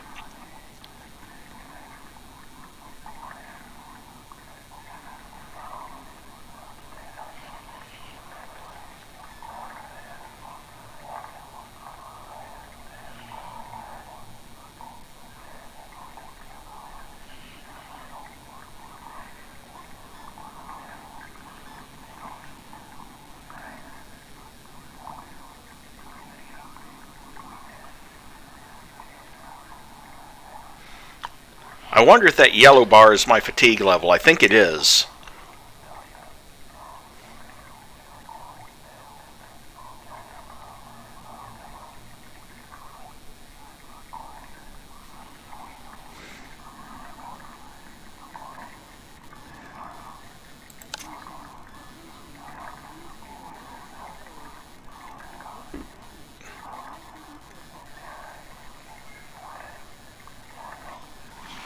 Yeah, be right back. Nix wants in.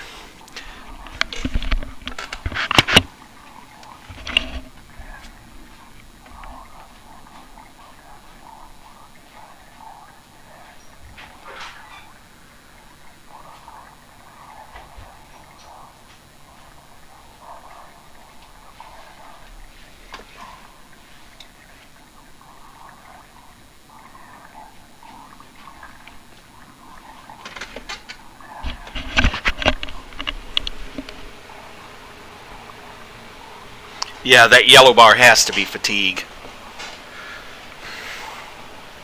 Well, while it's doing that, where... I remember I saw some beds elsewhere in the facility. Where did I see those? Or was that up on the first floor? Oh dear. It has abruptly increased during the last couple of days. Ah, there I am.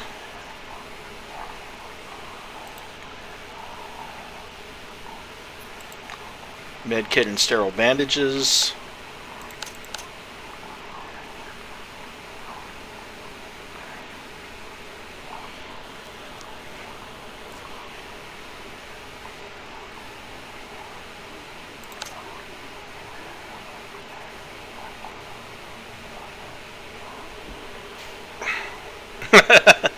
So that's what it does.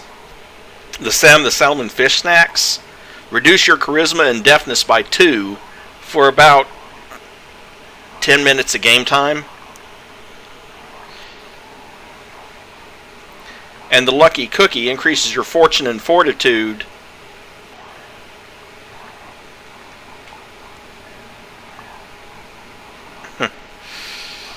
let's see.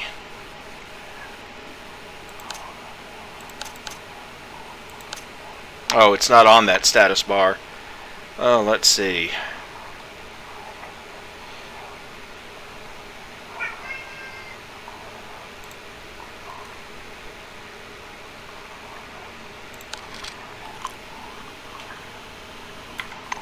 Oh, probably.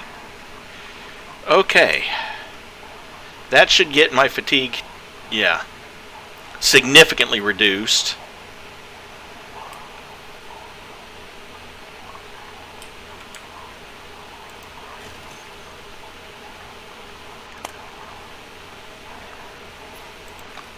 And hey, what a coincidence. Military-grade med kit that happens to have 2 more of those Energon capsules.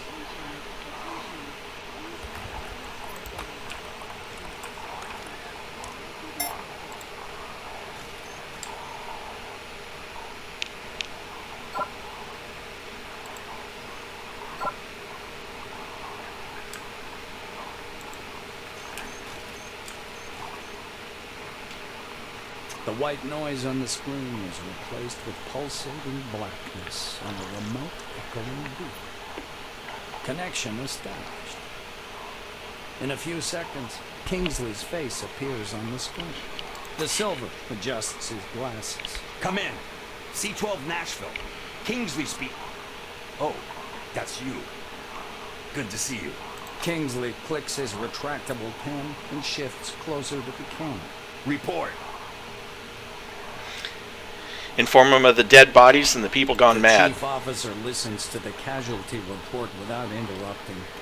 He's visibly shaken. Once you finish speaking, Kingsley gets lost in thought, biting the end of his pen. If there's anything else I need to know, you may add it to your report. He finally starts speaking, his voice soft and emotionless. Report that the parking lot turrets are switched to aggressive, but you solved the problem. Jot something down on a sheet of paper. So they're no longer a danger for the rescue crew. Very good. Report Nashville's in the middle of an anomalous zone and a maelstrom is raging above the Kingsley base. seems to perk up a little when he hears of the maelstrom. Did you examine it? Was it moving? Actually, never mind. Anything else? Tell him the situation isn't clear yet, but something gravely serious must have You happened. describe recent events. Martin convulsively jots everything down in his notepad. The Silver wipes his forehead with a silk handkerchief, fidgeting. Good grief. Is there anything else? Don't have anything to Director add. Kingsley flips a page in his notepad, nervously tapping his pen on the desk. Duly noted. Well then, the news is unsettling. But what about the crew? Have you found them? If it's not an issue, could you update me on each member of your group? Maria Werner is dead. Kingsley presses his palms against his temples. I beg you, don't put yourself at risk unless the situation absolutely calls for it. We can't afford any more casualties. Robert Mayland is dead, and I've seen his The body. chief officer puts his pen on the desk and sits back in his chair, his gaze empty and detached. I'm sorry to hear that. Do continue. He struggles to reply. I don't know the orange's The Silver whereabouts. makes a mark in the notepad. From the motion of his pen, it must be a question. Is there anything else you'd like to report? Louise Decker Schultz is The alive. director makes a note in the documents. Thank heavens. The crew remains partially functional and capable of performing the tasks at hand. And Ronald Steele was locked in the computer room. Kingsley is clearly confused as he looks into the camera. Locked? What do you mean? What the hell is going on? I hope Schultz knows what she's doing. Schultz may be the one going crazy and not him. Once your report is over, Director Kingsley becomes lost in thought. First of all, I need to apologize. On behalf of the corporation and myself. Forgive me. I shouldn't have sent a new employee on this task. His voice sounds oddly dull. Martin wipes his glasses with a red handkerchief. Your report seems to suggest we're facing something incredibly dangerous. I always tend to follow my instructions to the letter. In this case, the instructions say you should stay where you are and wait for rescue. But sadly, I know what we're dealing with. Kingsley puts his glasses on and looks at the screen. I'm sorry I couldn't give all the details. Nashville is a high-security facility. But I guess that's not important anymore. A certain relic resulted in what you are witnessing right now. In the last couple of days, we've been receiving reports of staff suffering a rapidly deteriorating mental state. And now everything's culminated in this. The Silver sighs raggedly. Take action. Go down to the excavation area and find this relic. Bury it, disarm it, destroy it. Do whatever you think appropriate. I'll send a rescue team right after we're done here. But regardless, act. Do not hesitate, and good luck to you. The broadcast is interrupted. The screen is filled with black and white ripples.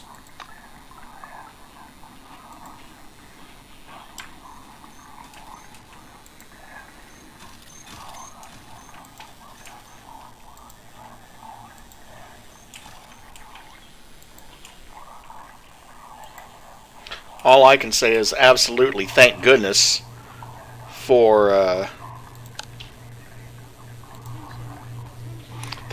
this suit of thank goodness for this servo shell. Search the big box. Weapon parts. Okay, fine. Search the locker that's over here. Nothing.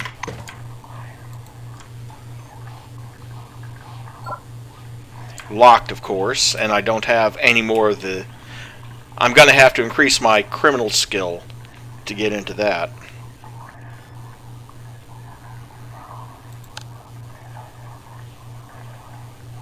$15 out of 30, but I have a temporary solution for that.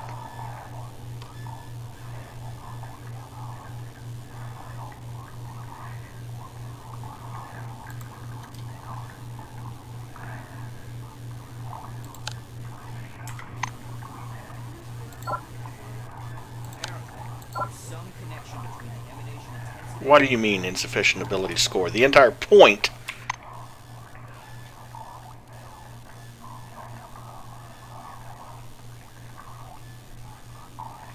Really?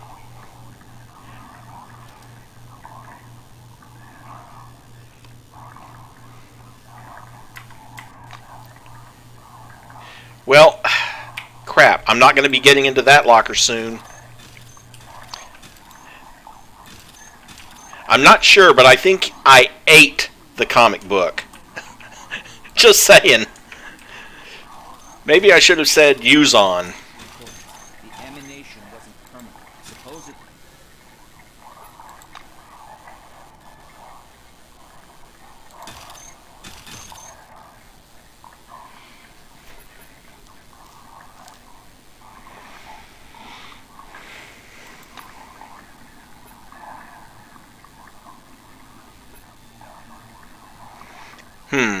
I have all three of these options.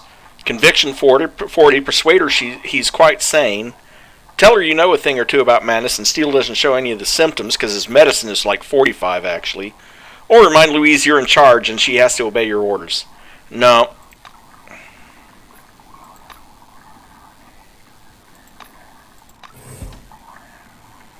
The person who emerges from the dark computer room looks nothing like a scientist. His broad shoulders and military bearing resemble those of an elite forces officer.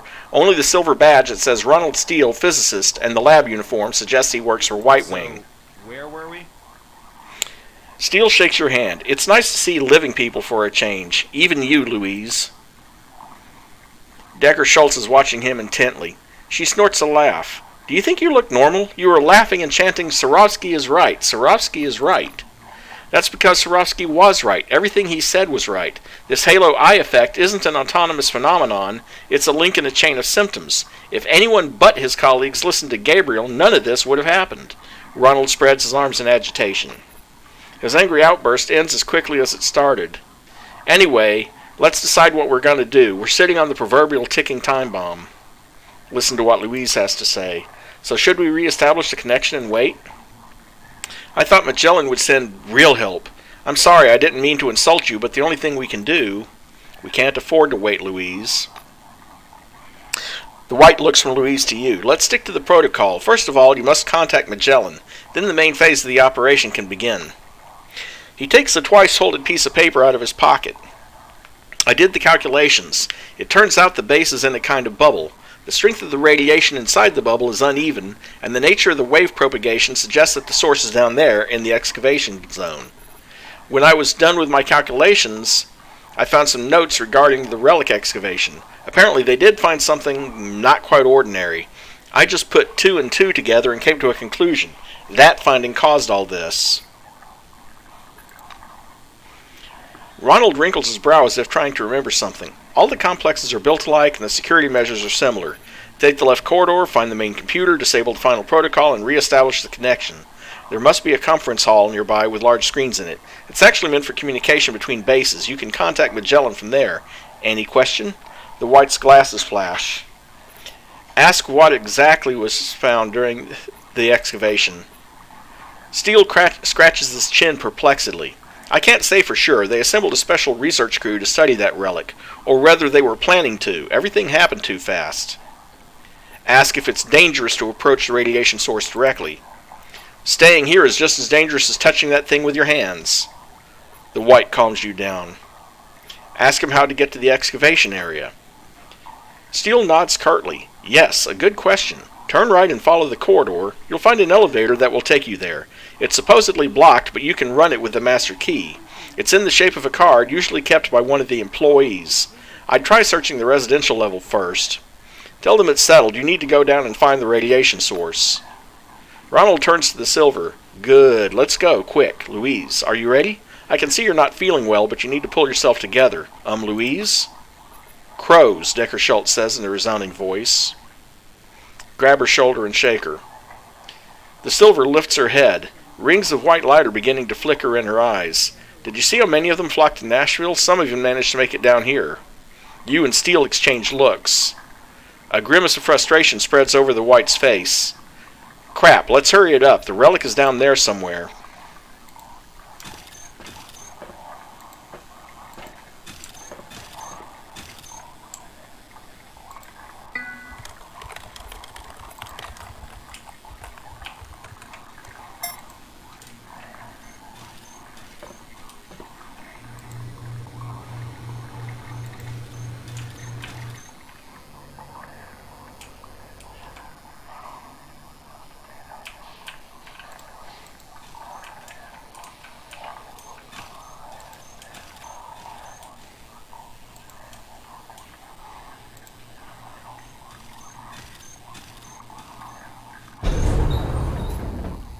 Residential area.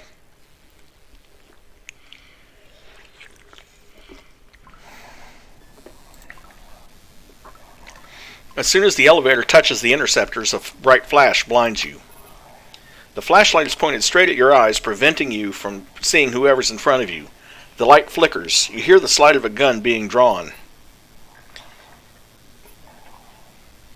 Inform the stranger calmly. You aren't going to harm anyone. The flashlight's yellow eye freezes in midair. The stranger steps forward. He's wearing worn-out orange overalls with patch pockets. His metal badge reads Tim Ginsburg. All ears. He examines you, curious. Hey, Tin Man, has your brain been cooked yet? Give a nod or something. I'm here to reestablish contact with the group and provide assistance. Provide assistance? Yeah, be my guest. Maybe you could start by putting Maria's guts back in her belly, then knock some sense into all these people. Oh, and Decker is still freaking out in there, so give her a punch too to help her recover. Except it won't help. Here, take a look. The orange directs his flashlight at the blood-covered floor. Ginsburg points his weapon at you once again. I have no idea who you are or what you're doing here. Frankly, I don't even care. I'm getting out of here, and you better do the same. Get in my way, and I'll shoot you down. No offense, right? Tell Tim that such an action would be in direct breach of his contract. Try me, you fancy suit. I'm pretty sure my contract doesn't say anything about the crazed man eating undead, so do me a favor and step aside before I off you. Well, I'll have to go up there later and remind him, hey dude, the main elevator's gone.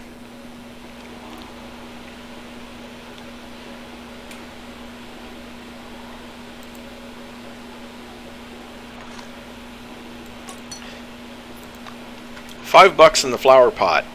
Seriously, do people in this base just stash all their money in flower pots these days? Search the fridge. 2 beers. And more of those fish chips. Search the other flower pot.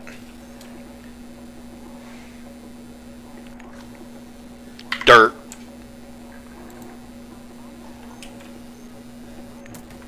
Nothing in the locker. Oh, let's see. Use the shower.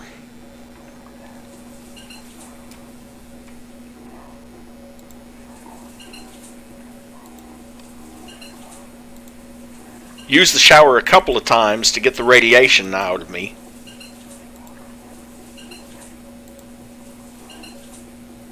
How's my radiation level now? 55? Okay. We'll just take 5 more showers or so.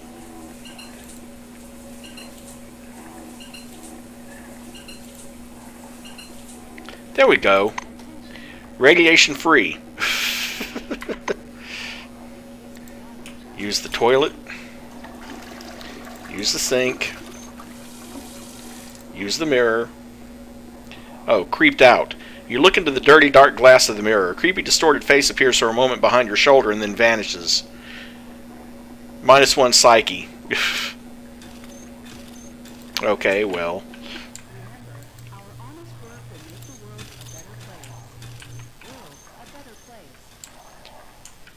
And of course I can use the kitchen stove, either one of them.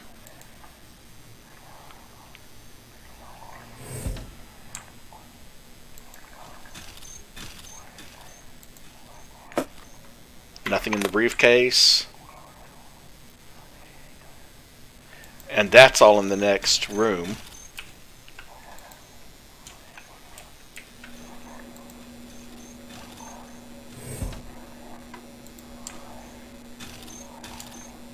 Well, let's talk to Terry over here.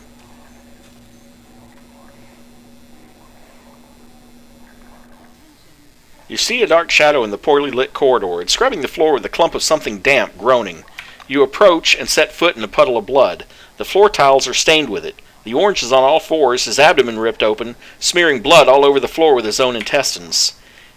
He struggles to lift his head. His face is gray and his eyes barely shimmer inside their hollow sockets. A little while longer, and they'll likely close for good. Yeah, he's scrubbing the floor with his own guts.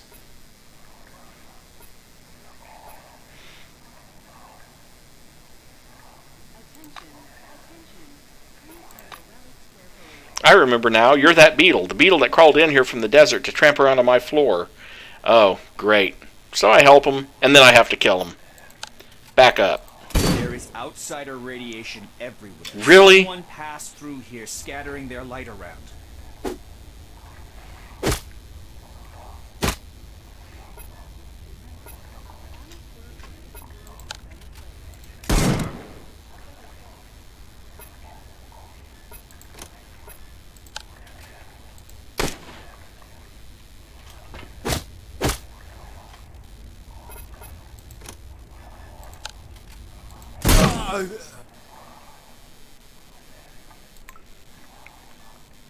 Another lucky cookie, a lockpick, and some Agilone capsules. Well, that didn't work out quite the way I had planned.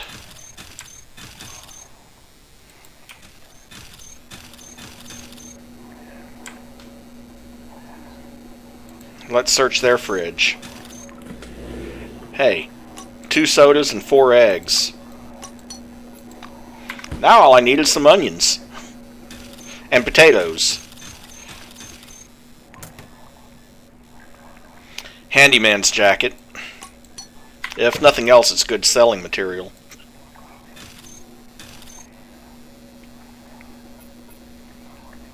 A lithe woman dressed like a lab assistant is sitting cross-legged beside the beefy man from Orange Wing. She seems to be watching something with a skeptical smirk and commenting in a quiet voice.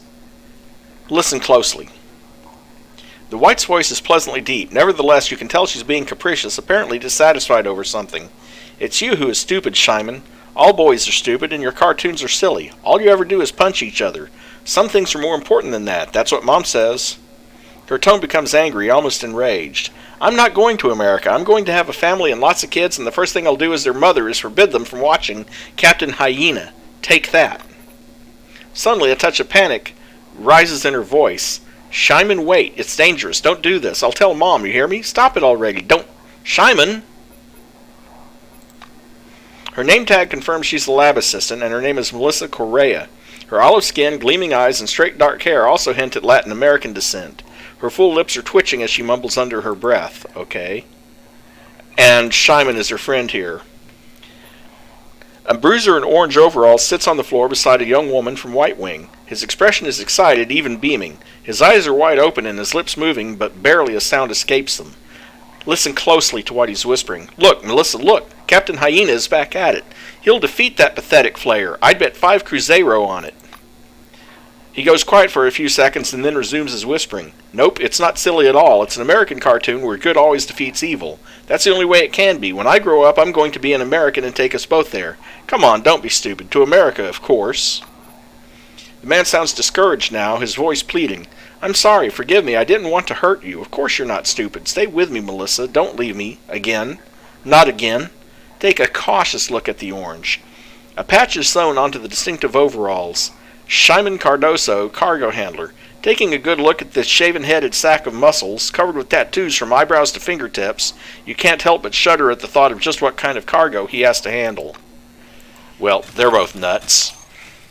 But at least they're not attacking. So that's a plus.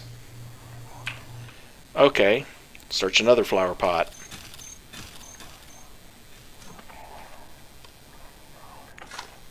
Dirt. Search the janitor's gear. Disinfectant and cloth. Search another flower pot. Because why not? We apparently find money in a lot of flower pots.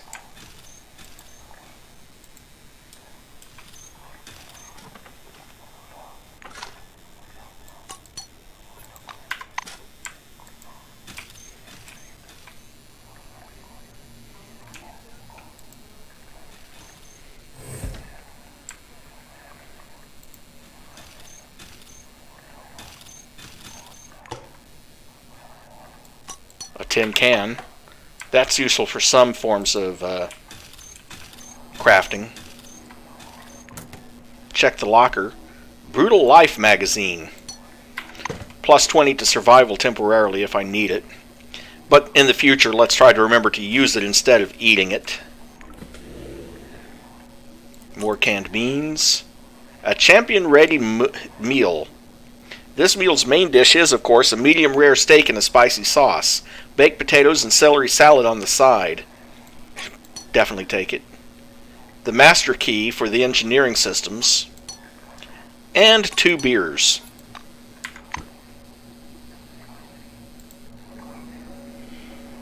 A man is standing beside the open refrigerator, lost in thought. He's holding the door, mumbling to himself. His eyes are glued to the shelves, unblinking. Take a look in the fridge. The fridge is as bare as Mother Hubbard's cupboard, and yet its semblance to the cupboard from the famed nursery rhyme doesn't dissuade its owner from examining the shelves with razor-sharp focus. Examine the man. This is a ruddy, robust blond man whose badge says Jan Kovacs, mechanic. If he wasn't ignoring you so persistently, you'd say he was doing just fine. Try talking to him. You give a wave, introduce yourself, and gently touch the refrigerator aficionado's shoulder. No result, except he starts muttering a bit louder.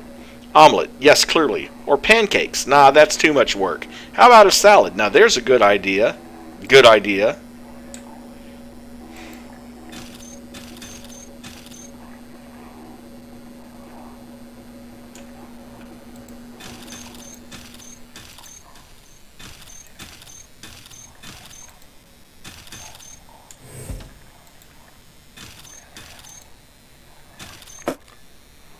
Nothing in the briefcase.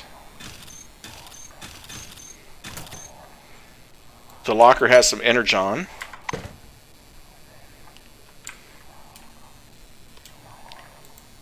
Her refrigerator doesn't seem to have anything in it.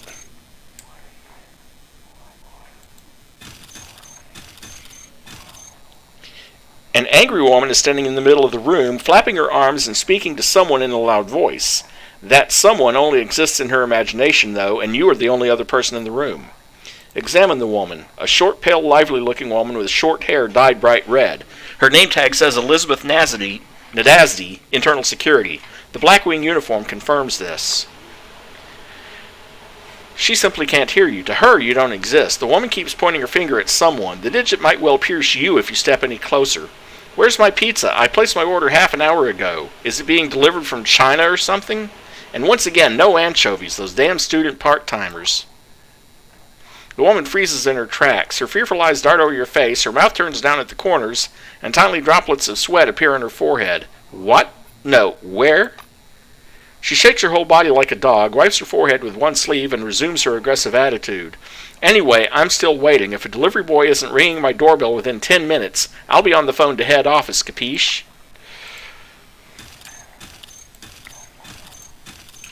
Okay, let's check out room number 1.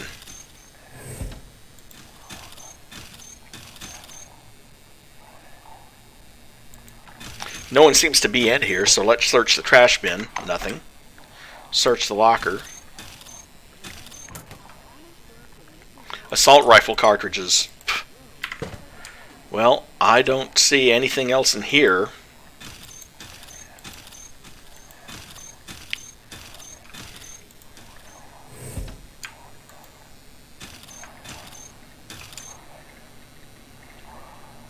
Terminal here. Dr. Grau, records on the condition of station dwellers with comments and illustrations. View the records. Record 1, Record 2, Record 3, record me. Read entry 1. There was a long queue for aspirin at my office today, like in East Germany. I'll have to place my next order ahead of schedule. Lydia complained of faintness and anxiety. I examined her but found nothing amiss. I gave her a mild sedative. At last, I have a few minutes to listen to some Wagner. And I know some of you are like, East Germany? Now, you guys, some of you are old enough to remember when there actually was still an East Germany and a West Germany. And this game is set in that time period, 1976-ish. Because the wall between East and West Germany didn't fall until sometime during Reagan's presidency. Lydia came again this morning and said she wasn't able to sleep. She said many others are having the same problem. I had a heart-to-heart with her, and she admitted the brigade stumbled upon something psionic. People have been showing up all day long asking for sick leave, almost all with the same symptoms: indigestion and cirrhosis. Oh, that's cool, Di. I'm mortally tired, but who will do the job if not me? Who cares if I have to slave away all day without a break? I should put on some List. He always refreshes me. 1 second.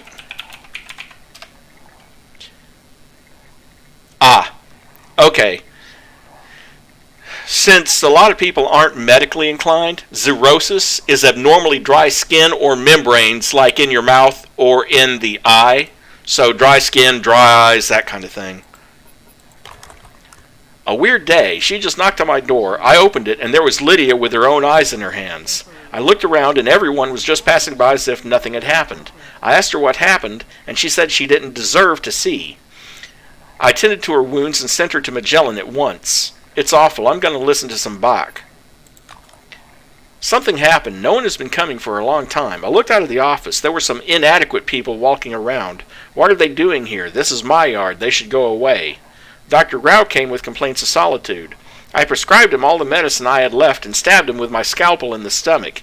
Now he's sitting at this computer and typing this message. I think he reads my thoughts. Yeah. Search the broken toilet. There's usually something in those.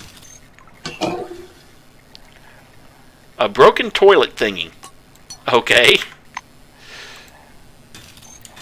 But he is some sort of relic. I just don't know what effects it would have yet.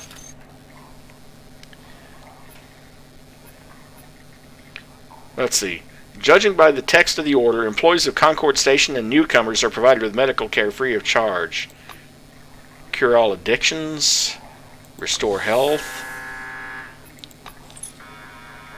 A second later, a thin needle pierces your arm. A sharp pain gives way to a feeling of pleasant coolness. The device makes a buzzing noise as it pumps a regenerating compound mixed with anesthetic and saline into your veins. You step away from the medcom listening to your sensations. You actually do feel a little better now. Remove radiation from the body? I don't need to. I took like 10 showers. And I don't have radiation sickness, so... Well, at least I know where I can come get some free treatment. And there's a closet over here. Search the janitor's gear again.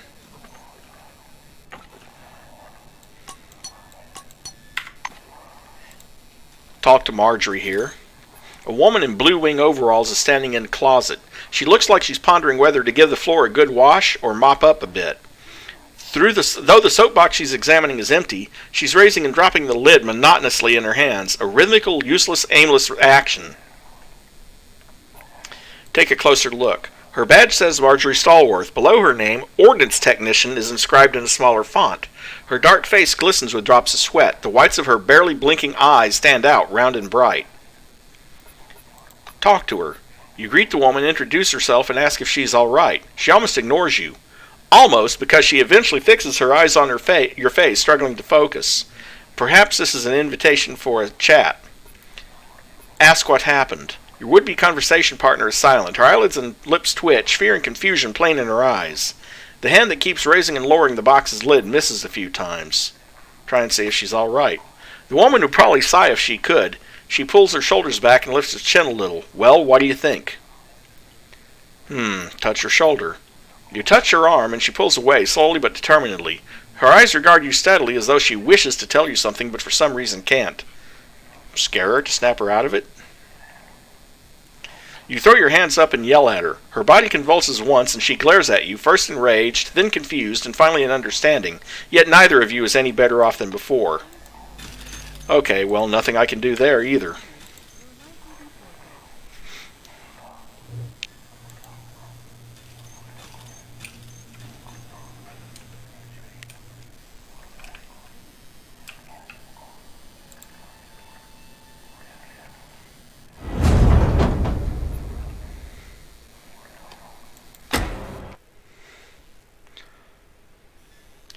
Going back up to the hall because I'm not sure. There may actually be something up here I can sleep in.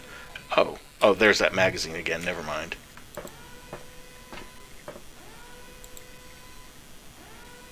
And there's Tim. Standing beside the fallen elevator, Ginsburg resembles a Christmas tree. A few chains are dangling from his neck, and he's wearing a lady's gold watch on his left wrist. Well, let's barter with him. Because he has money. And now he has that. And a pipe wrench.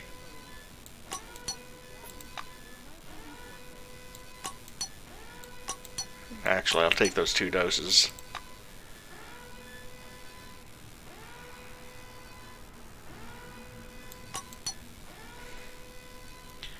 Ouch, that's an expensive weapon.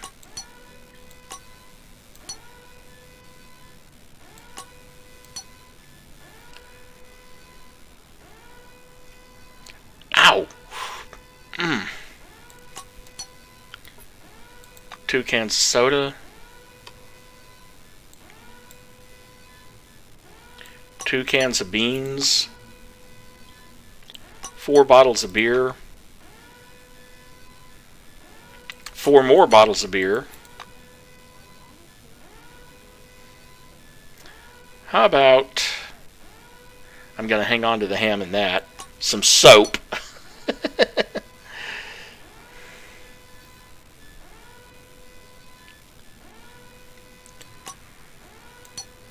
Keep the piece of cloth. I'm sure that's some sort of crafting implement.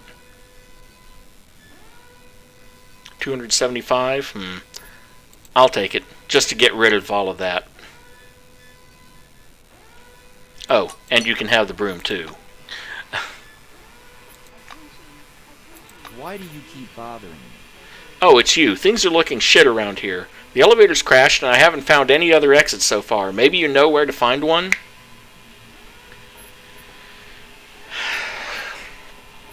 Ask if he wants to come down and help. You, Ron, and Louise would love to have a resolute man with a gun on your side. I ain't the Red Cross, and I don't care for your humanitarian missions. Like I said, I'm getting out of here. Here's what I think. There's something all the way down there. Something left over from the forefathers that makes human brains boil. Here's some friendly advice. Stay away from it. Ask where he got his gun. The barrel of the gun is held to your forehead. It feels cold. Ginsburg steps back, still holding you at gunpoint. Decker doesn't even know where the bullets come out. What use would it be to her, Any more questions? Suggest that it might be possible to get out through the air shaft. No, it's not. I tried. There's this yellow smoke filling the shaft. I don't know about you, but I'm not going back there. Ask about the watch and jewelry. Are you lecturing me or something? These folks' brains have turned into popcorn. It's not like they need these trinkets anymore. Ginsburg nods in the direction of the elevator with a glare. See you later. I have a feeling he'll be a partner later, but not right now. Or maybe not to this guy, but maybe to someone else who's from Orange. Well, I was kind of hoping... I was kind of hoping for a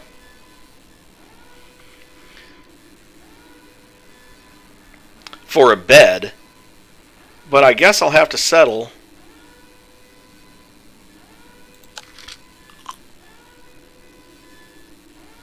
for a few doses of Energon. There we go.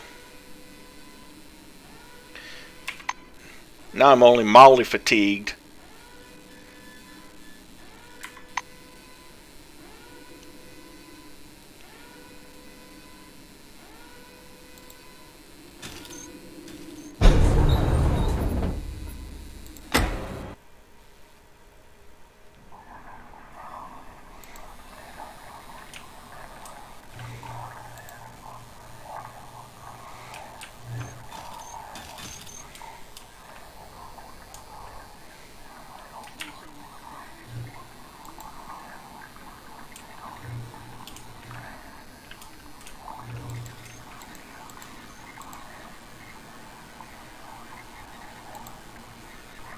Hello again. Good luck.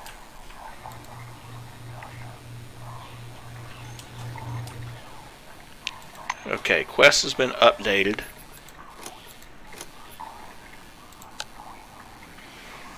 You have the master key to the excavation zone, you just need to get down there.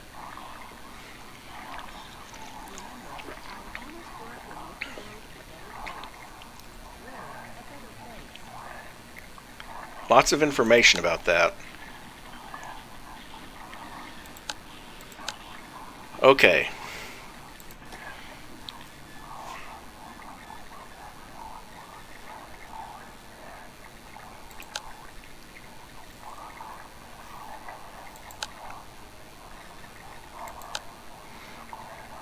Seymour Hobbs, 56, Blackwing, National Base Head of Security. Traumatic damage to central nervous system, shock, blood loss, decapitation. Yeah, I would say losing your head counts as traumatic damage to your nervous system. Anna Breslin, traumatic brain injury and blood loss. Maria Werner, 25, multiple severed arteries and blood loss. Robert Mayland, age 29, Blackwing field agent, shock and blood loss. Barbara Lovelace, Blackwing security guard, 25 years old, high caliber bullet wounds, shock, blood loss. Vasily Damansky, 27, Blackwing security guard, high caliber bullet wounds, blood loss. Tiag Balmer, 26 years old, Blackwing, Nashville base, asphyxia. Rajan Chakraborty, assistant plumber, Nashville base, age 23, high caliber bullet wounds, spinal injury, and shock. Carl von Gruber, 42, Orange Wing, handyman, multiple bullet wounds. Nicholas Carvonen, 65 years old, archaeologist, historian, head of excavation at Nashville base, high caliber bullet wounds, blood loss, pacemaker malfunction. Damon Loxley, Blue Wing refueling worker, multiple neoplasms, tissue degeneration, heart failure, and shock. Of course, some of those high caliber bullet wounds came from me. Oops. Newton. Second group prevalence anomaly, second class hazard, presumed function, industrial press, security system element, structural stabilizer. The gravity differences vary from 2 to 6 gravities. Anomaly 644 Hydra, second group prevalence anomaly, third class hazard, presumed function, life form, industrial solvent, industrial waste. The anomalous region emits waves of increased pressure, which can reach 96.7 millipascals, or megapascals. Either way, that's a lot of pressure. Apple Tree Fractal Crystal, second class relic, presumed function, intelligent analytical system, defensive system component, biotechnological weapon, auxiliary computer, forefathers observer unit, forefather, confirmed function, generator of small relic forms, the so-called brass apples, grows in a fractal pattern and emits a weak electromagnetic field. Instances of narrowly directed radiation have been observed. There, that clears out all of that miscellaneous stuff.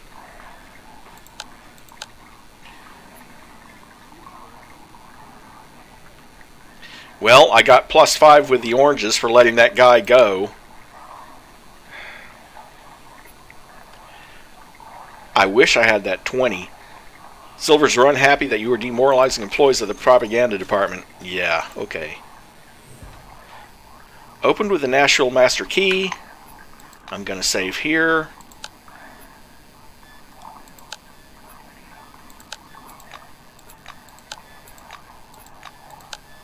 Delete all these.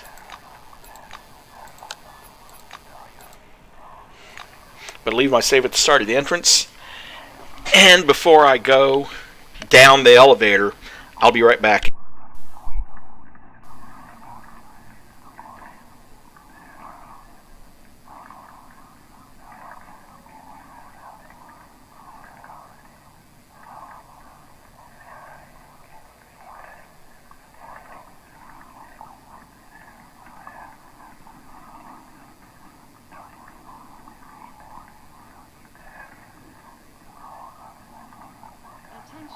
Attention. Please handle relics carefully. In case of damage, your life will be forfeit.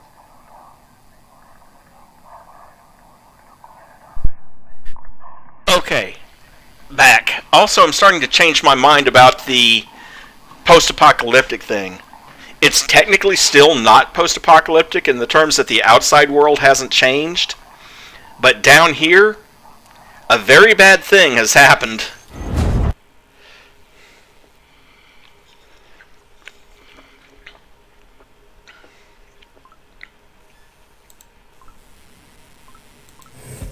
Maximum psychic irradiation. +4 psyche, but -40 resilience.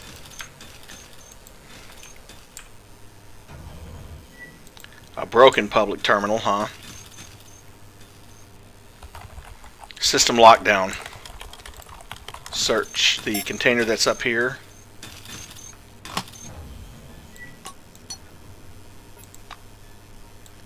$20 black powder.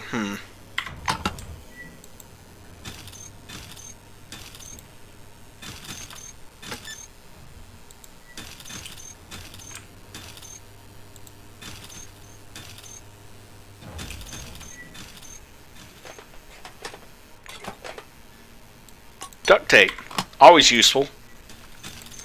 I remember in Atomic Highway, Vanex, who you know, Vanex created a character and I allowed people one random roll on the artifacts tables, which I'm not normally supposed to do unless their background calls for it, but I gave everyone one bonus roll because I'm generous that way. And his character was a mechanic. Surprisingly, rolled 12 full rolls of duct tape. I'm like, damn. By post-apocalyptic standards, that's pretty wealthy. Okay. Cops with Guns issue. And a weapon repair kit. That's good stuff. Boxes. Locked. Boxes. Locked. How locked?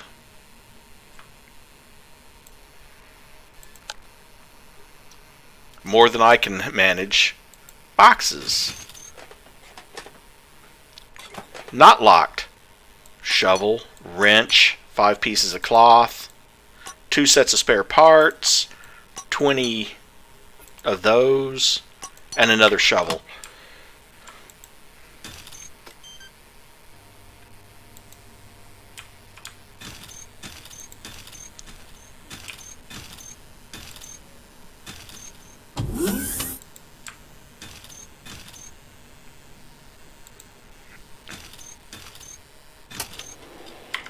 Empty office cabinet.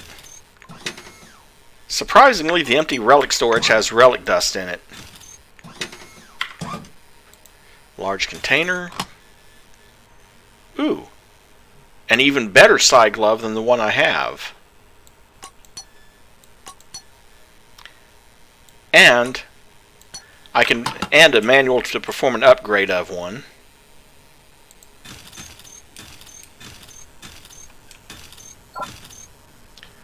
Locked container.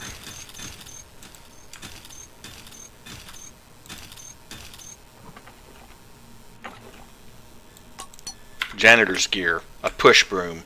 Yay. Used to be the infirmary down here. Here's some beds. Really don't want to sleep down here. Plus I took all of that Energon upstairs. And here's some more Energon. Cool. And a rad force to lower radiation count.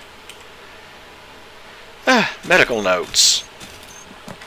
Day 5. Several workers immediately began to complain of headaches. Carbon monoxide? I prescribed painkillers. Gonna keep an eye on them. Day 7. More of the same complaints. Some patients are drooling and report auditory hallucinations. Microstrokes, lack of sleep, further observation needed. Day 10. A couple of patients show obsessive behavior, focusing on repetitive actions, as in obsessive-compulsive disorder. Encephalitis? Examinations revealed abnormal changes in the iris. Day 15. Patients are now becoming more aggressive. One even attacked my nurse. All patients have been isolated, and antipsychotics, clozapine, prescribed to the most violent ones. Management finally decided to shorten the work shift. Day 21. Patients are gradually calming down but remain disconnected from reality. Speech is incoherent. Their condition resembles catatonia. Symptoms are now appearing in people not directly exposed to the excavation site. I intend to demand a quarantine from management. And of course, now I'm down here. More boxes.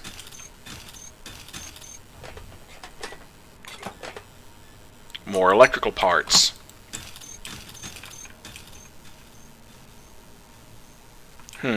There's a guy down there.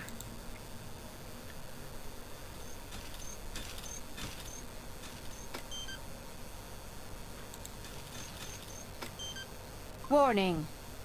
Lighting disabled in excavation zone. Remaining in the area is hazardous. Please reboot 3 power circuits and restore power supply. More electrical equipment. A pile of crystals. And a fiber optic cable. Cool. That's a rare item.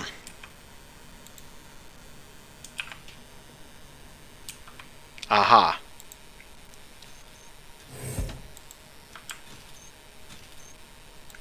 Search the locker. Engineer's cap.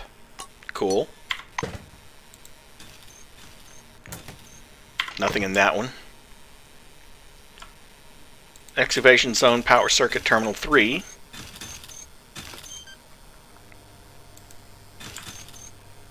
Scientific zone power circuit 3.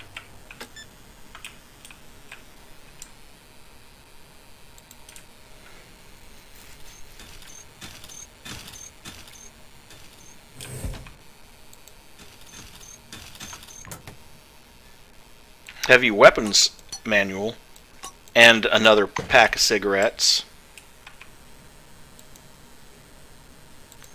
Power zone terminal 2.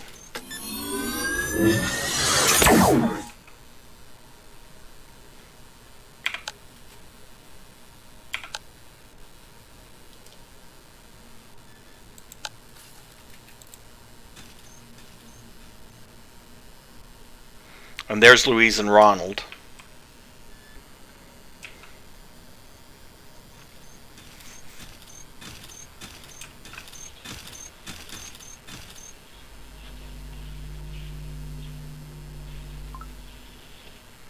Broken relic sphere.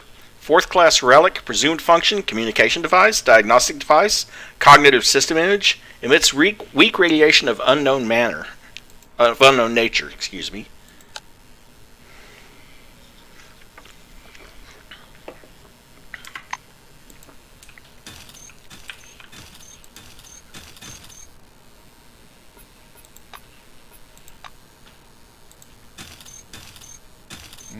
Yes? Ask if he's going to help you find the relic. Would you like me to drag her all around the excavation area? Here's what we'll do. Once you locate the relic, take a quick look at it and call me right away. Where to search? The wave pattern is evened out, meaning there are almost no natural obstacles between us and the radiation source. Go ahead and search for it. We're close. Is there anything I should know? Nothing, save for the strange report I saw in the computer room. It was compiled by a physiologist from Nashville who observed the halo eye symptoms in himself. Ronald chews on his lips. He's looking at you. The report's author states they found something alive in this cave. The relic communicated with him and kept talking until the medic completely lost his marbles. A shadow of doubt is apparent in Steele's skeptical and crooked smile. Don't take these hallucinations at face value. That's just something for you to keep in mind. How's Louise doing? Ronald moves his flashlight over the Silver's face. Louise's unfocused gaze listlessly tries to follow the yellow light. I'm no doctor, but I think she's getting worse. So, where were we?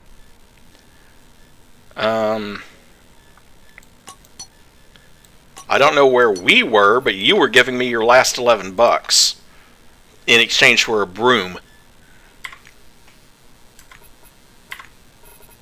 Later.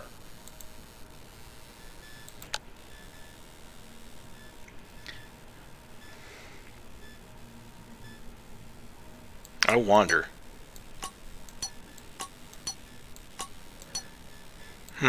That's only 100. Huh. Interesting.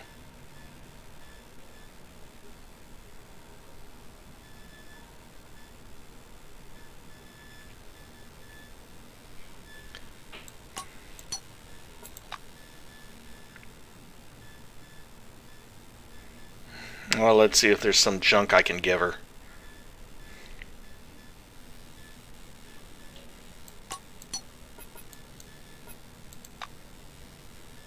Okay, those are 12 each.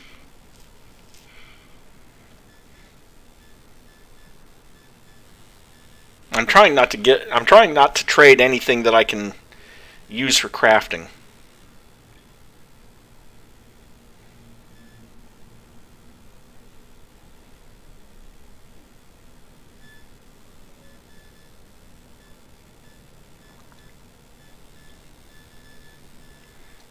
Okay, I don't really have anything I can trade her unless I want to give her some eggs or something, so...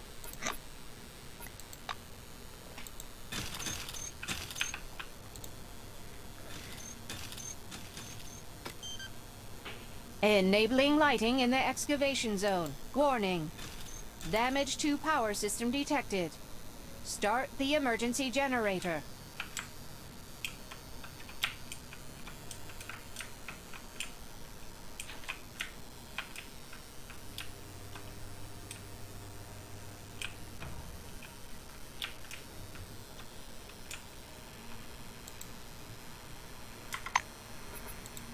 Why do I have the feeling I'm about to get some huge combat? Because there are people down there in the excavation zone. Then again...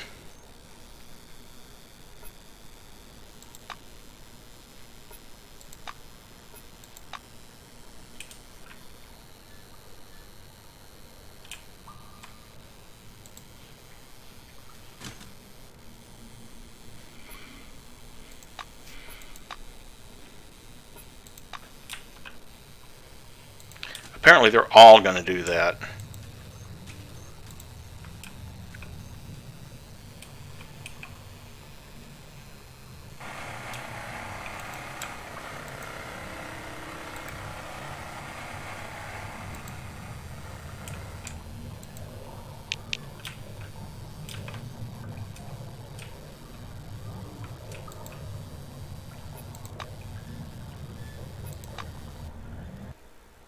And that is why I saved just before going down there. Apparently I died for no good reason.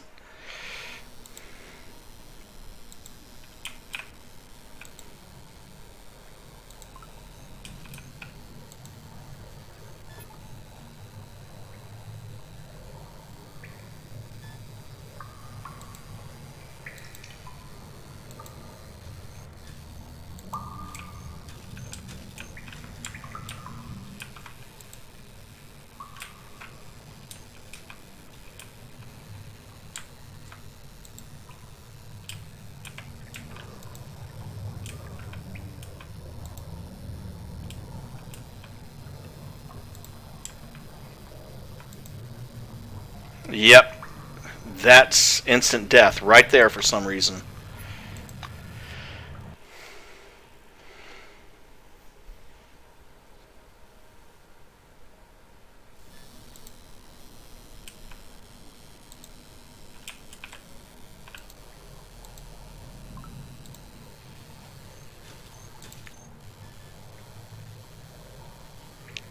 Ah, okay.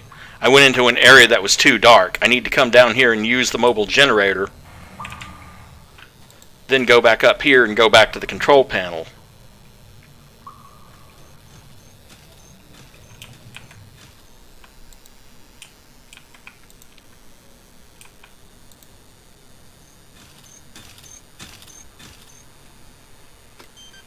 Lighting enabled. Have a nice day, employee.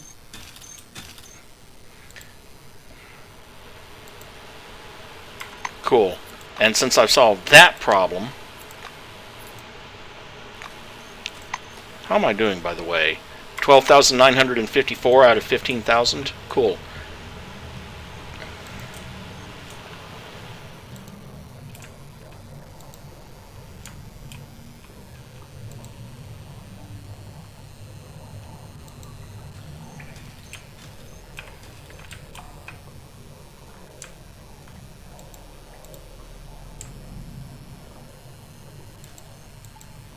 Stay in the light, apparently.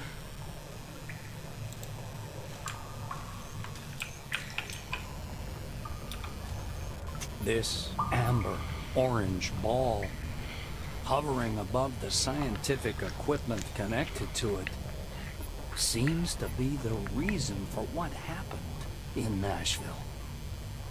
You can feel the waves of anomalous radiation emanating from it with your whole body.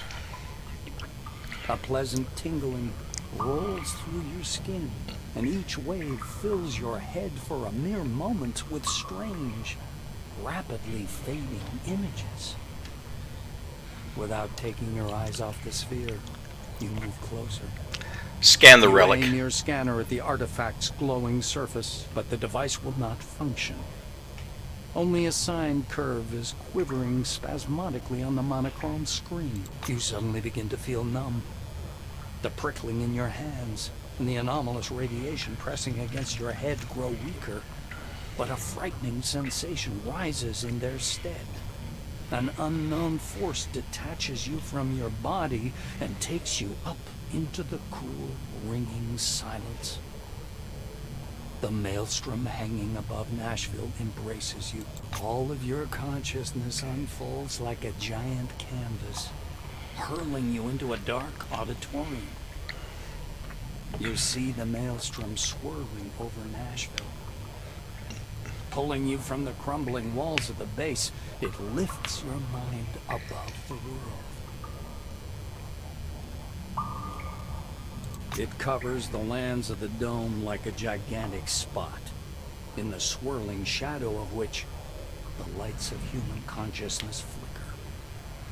Some of them fade away, barely in contact with the maelstrom. Others grow dimmer and blink painfully. Some glow with a strange, cold light. I haven't seen Laserbeak toys in donkey's years. Gaining strength, the maelstrom, rushing westward, comes crashing down onto the southern lands of the dome, leaving behind hundreds of fluttering and slowly fading lights. After sweeping out Concord and Spire Station, the maelstrom finally calms down. It hangs in the very center of the dome, like a majestic, lazily swirling vortex, and your mind rushes about within it like a shining spark. It takes you some time to realize that you're wandering through a fog. Eventually, the dull, white nothingness begins to dissipate, slowly returning you to reality. A noise fills your ears, a rumble resembling the sound of waves rolling ashore. You step carefully through the white haze. Fragile bits of rock crackle under your feet. Vague shadows appear from the mist over your head. Breached concrete plate bristling with exposed armature. The dusty drill of an earth mover lying on its side. Yellowed documents, boxes. Crushed steel closets that tumbled down through gaps in the floor. The space beneath your feet resembles thick but perfectly transparent ice. A vortex of clouds spins slowly below, the lights still flickering. They're the same lights you saw when you first touched the sphere. The lights are actively moving, wandering, gathering. Iridescent, they form both small and large groups, and the desert far below changes, following their pattern. Settlements appear in the north, in the east, in the west, and even in the dull yellow barrens of the south. They grow right before your eyes, as if time were moving ahead at incredible speed.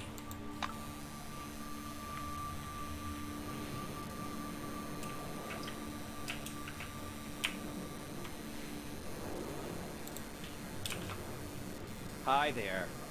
Steele's face, wise, confident, and focused as ever, seems to be lit by the screen of an invisible computer.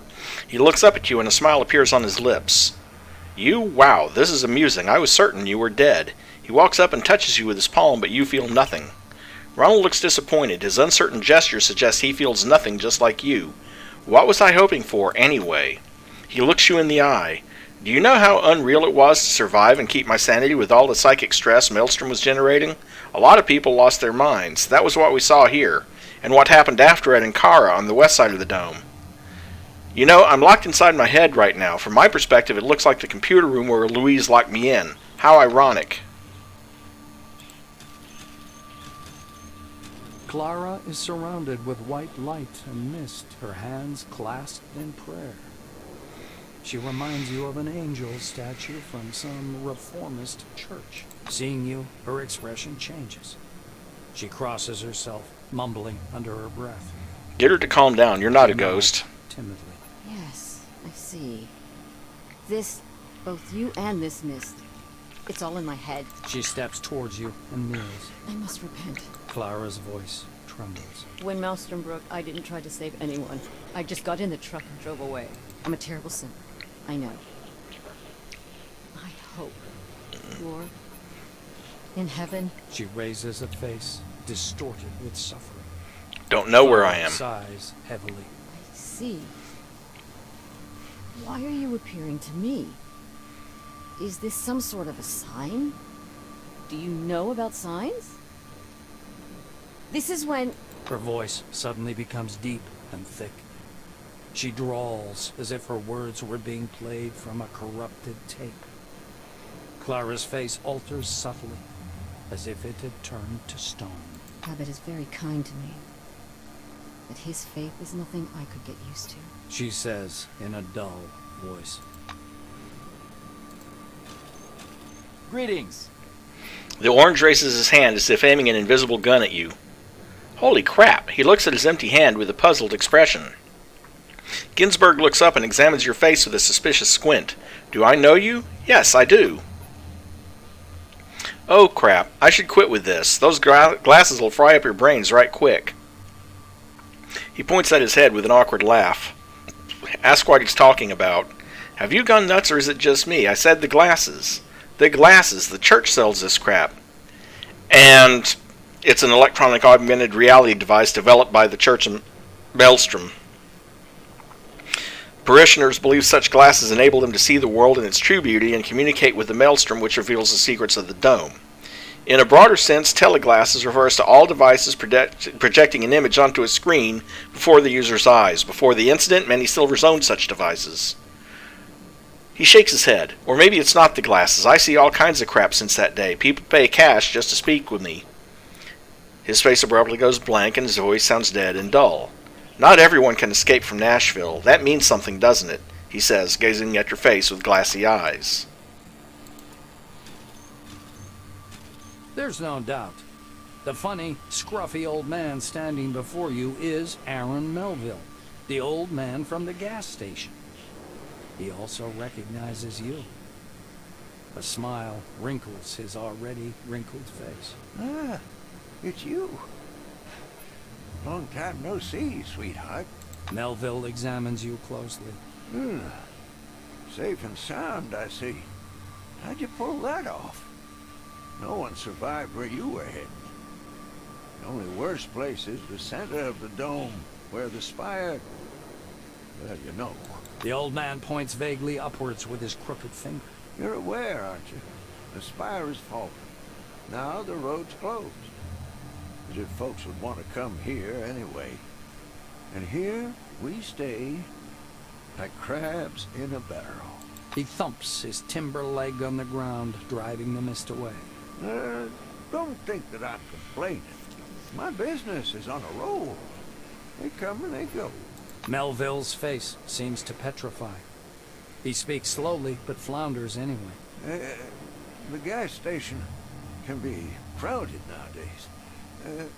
Everybody needs my gas station. Folks went crazy, I tell you. Fighting over nothing. The old man woefully shakes his head.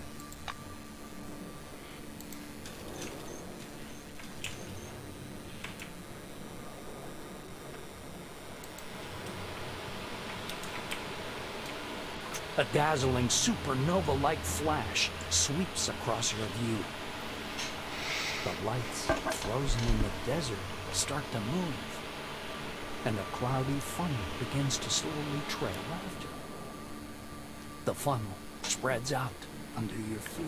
I'm wondering if this was supposed to happen, and that this is part of the post-apocalyptic, and that this is the quote-unquote post-apocalyptic mentioned in the game. Lights drift northward, driven by the winds of a maelstrom. Not just a maelstrom. Maelstrom. Its shadow covers the west and south of the dome, as if it was extinguishing the lights scattered across the desert.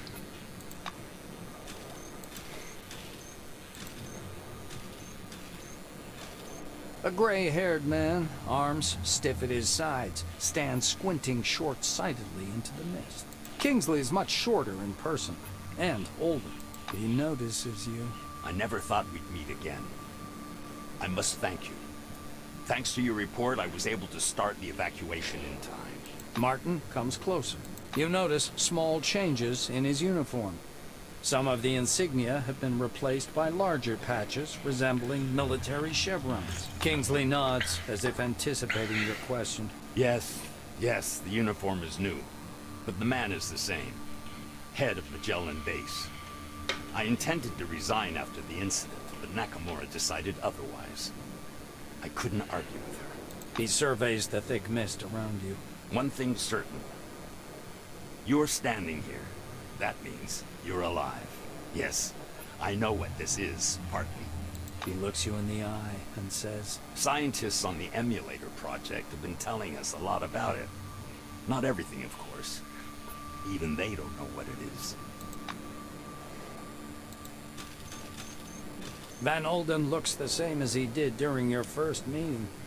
The same shiny glasses with thin rims, an arrogant expression, and a stopwatch clutched in his hands.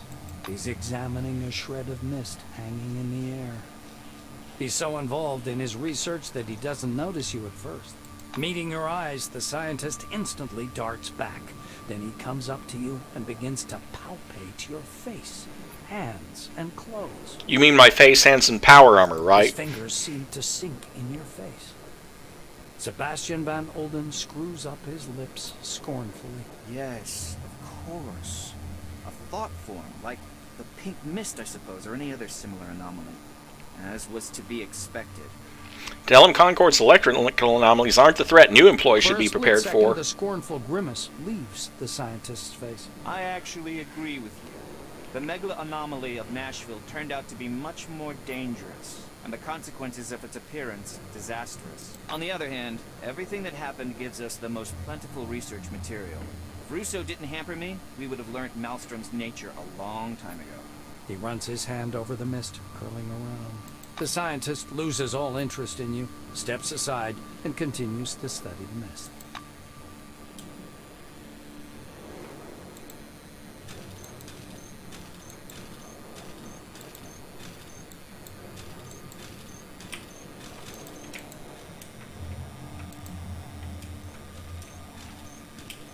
You smell quartz and sand tempered in the sun. But as you try to penetrate the dispersing mist, you can't see any desert. The world around you is full of pictures. They're floating around like visions in some crystal ball. A hall covered with carpets.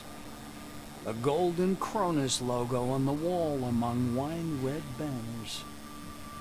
A power plant. A city filled with lights. Mercenaries, soldiers, armored vehicles moving through the cool wasteland in the night. The spire of a temple spire, its searchlight shining into the night sky. White corridors of research complexes. The visions fade one after another until only the last remains. The black silhouette of a strange building towering up from the lighter sand. This picture freezes before your eyes, as if giving sense to everything that came before. Oh, great. A wizened old man, long and lean as a scarecrow, leans over to examine you with the curiosity of a vulture. His long, yellow-white robes fall down in waves and rustle quietly. His stony black eyes resemble those of a blind man, but their gaze is fixed on you. Such remarkable technology. He says in a low, well-modulated voice. This voice seems to belong to some other person. He smiles, a warm and kindly expression, wildly at odds with the menace in his eyes. Name your price, and I'll buy your design. But be reasonable. Take time with your answer. Think it through. With the smile still fixed on his face, he steps back into the mist, never taking his eyes off you. You hear heels clicking. A dark figure appears out of the mist before you. It's a woman. You've never met her, but you feel as though you've seen her face 1,000 times. You even know the sound of her voice, although you have no idea where you could have heard it. She looks at you with surprise. Then she frowns pensively and steps closer. She stands so close you can see multicolored reflections in her bionic eye. After poking you to confirm your ethereal nature, she waves her hand left to right. Obviously, she's hoping to disperse you like mist. Naturally, she fails. The woman chuckles discontentedly and leaves. The clicking of her heels fades quickly away.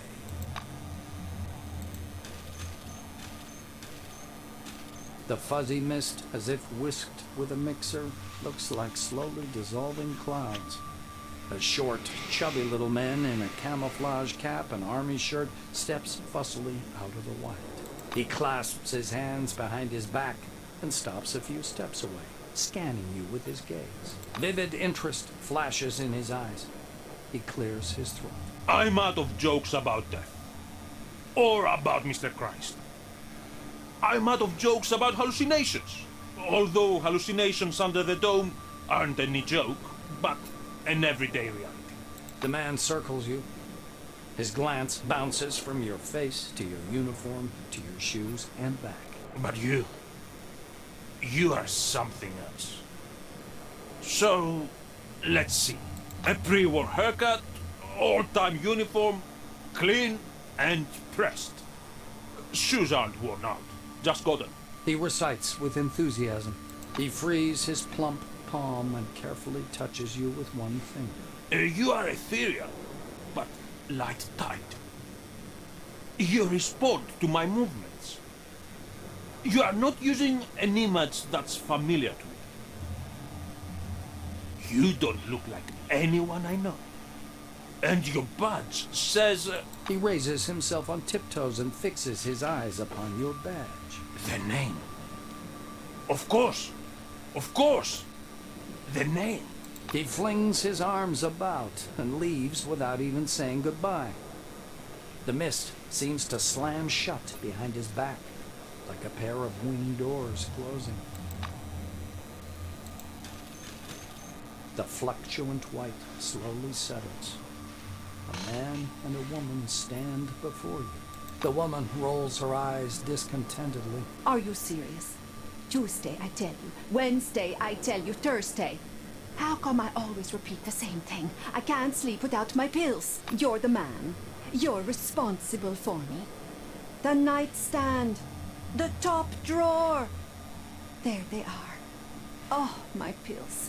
Just say pills before we go to sleep. Is that so difficult, Johan? She pushes him lightly on the shoulder. The man nods automatically, lost in thought. The woman clasps her hands in front of her chest. She's boiling with frustration. I can't depend on you, can I? I haven't been able to relax in years because I have to control the situation for both of us. Johan! Hello! My pills! P-I-L-L-S! Her shouts break through the man's pondering. He comes to his senses and stares at you in surprise. Then he turns to face his companion. Olivia, don't shout. Make a habit of putting your pills on your pillow. Anyway, this isn't about the pills. Olivia falters and points her finger at you. And what is this? Or who is this? Mind telling me, without the never-ending riddles, Johan. Just tell me. Johan gives you an appraising look. Is it Maelstrom? Hobbit's trying out a new device? I don't know, darling. Now, be so kind to take these goddamn pills since you remember. And if you must yell, do it quietly. I have a migraine. The woman flings her arms up fiercely and walks away into the mist. Johan lets her go ahead, then follows. An unfamiliar woman steps out of the mist and looks at you with hopefully these are the last two. She's wearing a tall, crudely made tin crown painted with gold powder enamel. She smiles, although on her, this expression is more like an evil grin. She begins to prowl around you in a circle, wary eyes locked on your face. While circling around you, she steps into the mist and stops in place, a vague, distant silhouette. The mist fades away. You see a short, dark-skinned man with a grim face. He's wearing a brightly colored turban. You take a step towards him, and he strides forward as if to block your way. The ends justify the means, don't they? Have your scientists nothing better to do, Kimiko? He asks, looking upward. The stranger raises his hand, forcing you to stop. He looks up again. We have to be like the Soviet Union and Germany in the late 1930s. Mutual favors, mutual limits, parity. We've always worked on such terms. As he finishes speaking, his lips stop. The man in the turban keeps standing there, a lean figure looking angrily up. I wonder if that was the last batch or if there's more of this crap. Apparently that was the last of it. Good.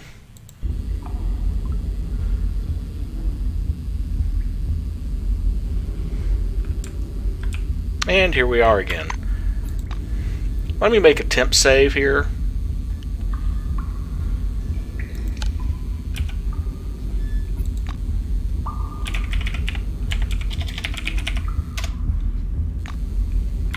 I want to try something.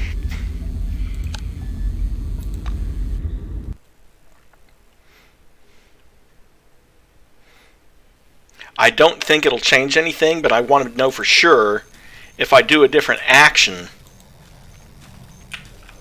will it have a different result?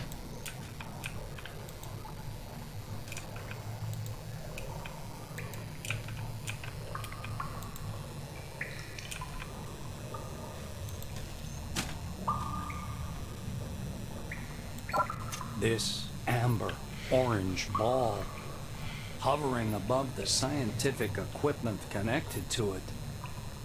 You Call Steel. Ronald. You suddenly begin to feel numb. Okay, no, it doesn't. Gaining. It takes you some time to use steps for. Okay. Doesn't matter what you do, same thing happens.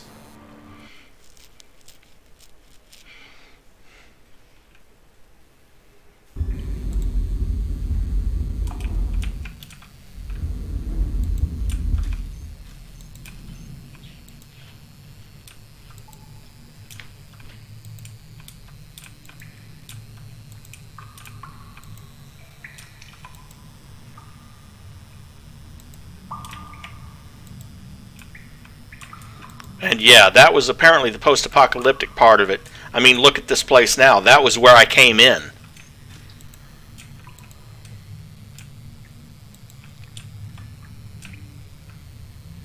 Now let's see what my story says.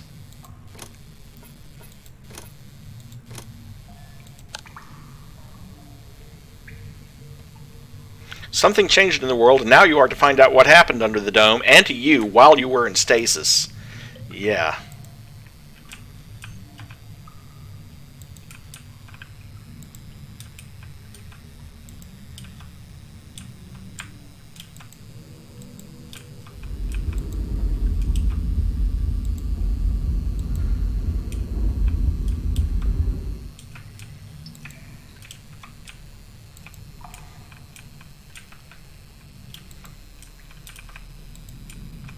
Aha. Passage in the rocks. Can't use it while servo shell equipped. Okay. Well, let's unequip the servo shell. Guess we're going to have to leave it behind.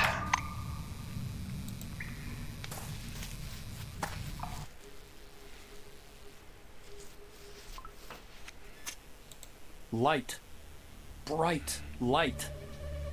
You shield your face with your hand. After the darkness of the cave, it feels like broken glass rubbed into your eyes. You slowly spread your fingers. At first, you can't see anything, only a blind whiteness. Gradually, the pulsating light resolves into the outlines of a red rock and a tall white structure at its foot. The screen on your Kairos blinks. The system reports an error while trying to update the built-in atlas. When the maps reload, the icons are gone. Only a single marker indicating your location remains.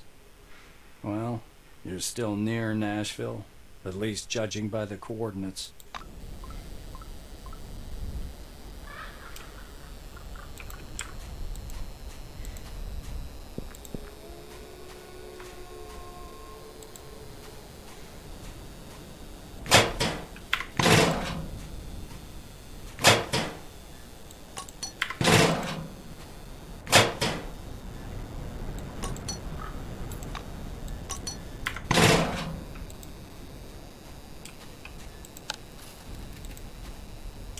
Prohibited.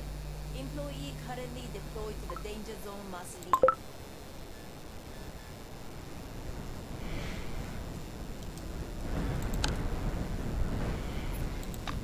Okay, some rad force, a regent box, and letter on project emulator.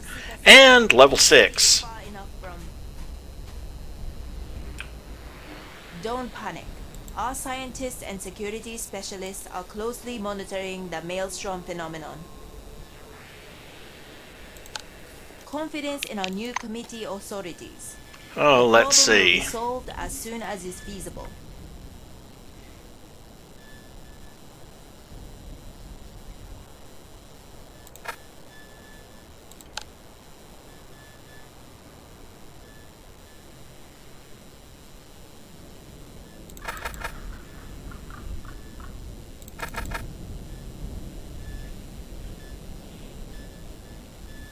I do get a new perk, so let's save those changes for now. We'll spend the other points later. Let's see. Pitcher, grenade throws cost less. Chef, plus 50 experience for cooking a dish. Badass, plus 15 fortitude and resilience, which is current fortitude is 25. That's resistance against negative physical status, and resilience against negative mental status. Deft hands, plus 15 bonus to tech and criminal. Hey, that's a free 15 skill points in each. Field medic using first aid and med kits in combat costs 1 less. Roaring good health, an extra 50 hit points. Heavy sleeper, all resistances plus 10 for 24 hours after sleeping in any bed. A leg up, instant level gain. High-tech enthusiast, plus 30 to high-tech weapons. Hypochondriac, plus 20% precision at full health. Loner. Creature of the night, precision plus 20 at night. Adrenaline. Healing factor. Psychonaut. Amplifier, plus 5 to psionic damage. Rising Star, plus 30 influence and reputation in all wings, plus 25. Ooh, that one's tempting. Because that would put his influence up at 95, which would give him all of these too. Resilient Leader, which increases your companions by 15%. Charisma plus 2 while tipsy. Movement speed plus 0.4 when there's no companions. Art of Excuse plus 15 to Criminal, which my Criminal is 15, so it would also give me pickpocketing, lockpicking, which is an active ability, Pay with Your Feet, which would increase my movement speed, and Cheating, which gains an advantage in gambling. So that one makes Rising Star a definite appeal. The Art of War, plus 7 to Initiative and Resilience. Sturdy, plus 3 hit points per level. Observant, plus 3 skill points per level. Sure Grip, you can use Precise Shot without a cooldown. Sunchild, Brace for Impact, damage from critical hits reduced by 50%. Opportunist, Battle Meditation, Invigorating Teleportation. Any teleportation removes 500 fatigue. Just make sure no flies get into the teleportation device. Cute. Call back to the fly. Ghost. Detection time plus 7 seconds at night. Subconscious Fury. When you get hit on the head, it pisses you off. Happy Coincidences. Bonus to this would basically be a plus 14 bonus to evasion. Second Wind. Resets the cooldowns of all your other abilities at the cost of fatigue. Avenger. Marathon Runner, plus 0.25 movement speed. Distracting Presence. Gift of Life. I'm still tempted between Deft Hands, which is Tech and Criminal, which would put my Tech, well, let's see, my Tech is at 35, is it not? Yeah, okay. So it'd give me Tinkerer, Overclocking, more spikes, if I increase my melee weapons enough, and Tool Juggler, if my deafness was high enough, but it would also give me, let's see,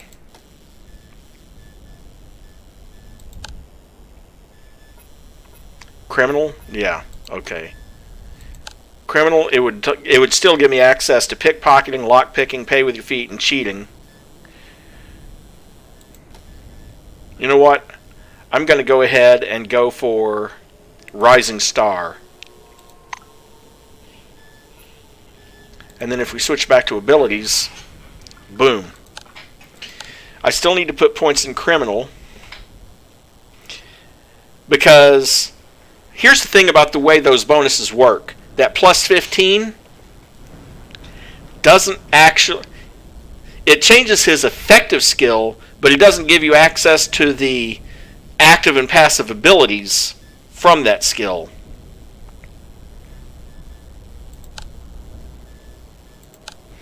Except for the influence, which of course, get all of that.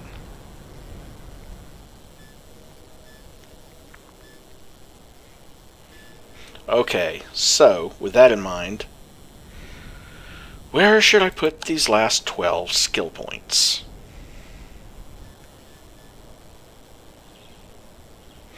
Well, I'm close enough now. There we go.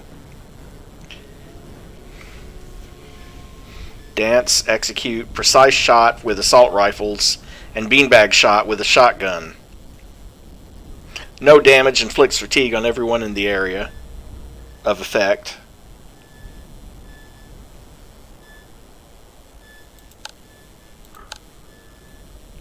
Three more skill points. Not enough to really get anything, but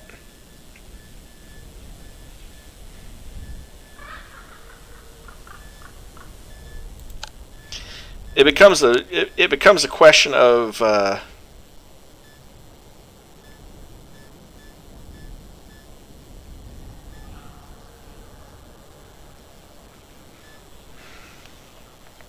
it becomes a question of what do I want to push closer to the next thing.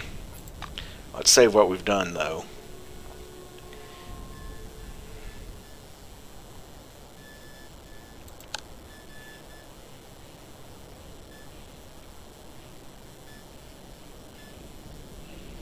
And also, if we look on reputation, well, you can't see it, but reputation with orange wing is 30, and reputation with silver wing is 40 out of a possible.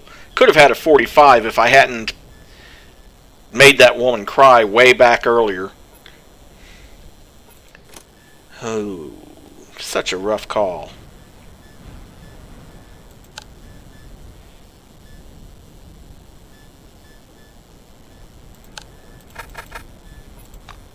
There we go.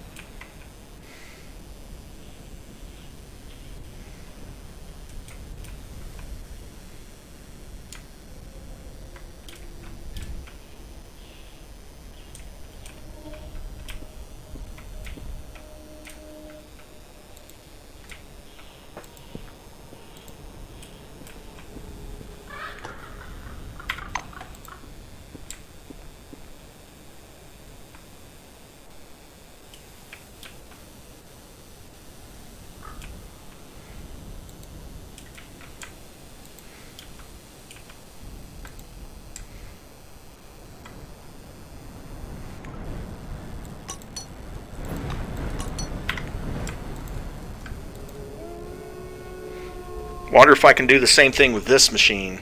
Nope, but I can get the beers and cigarettes out of it.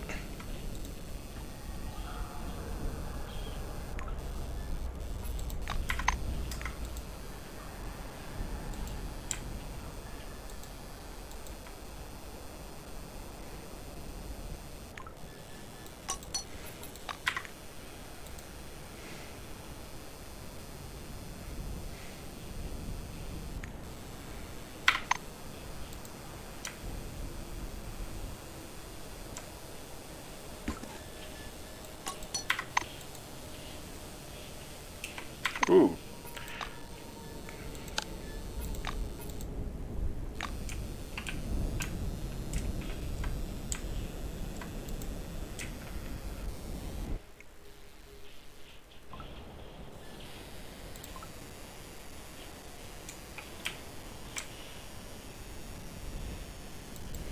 Big box. Locked, of course. And beyond my ability.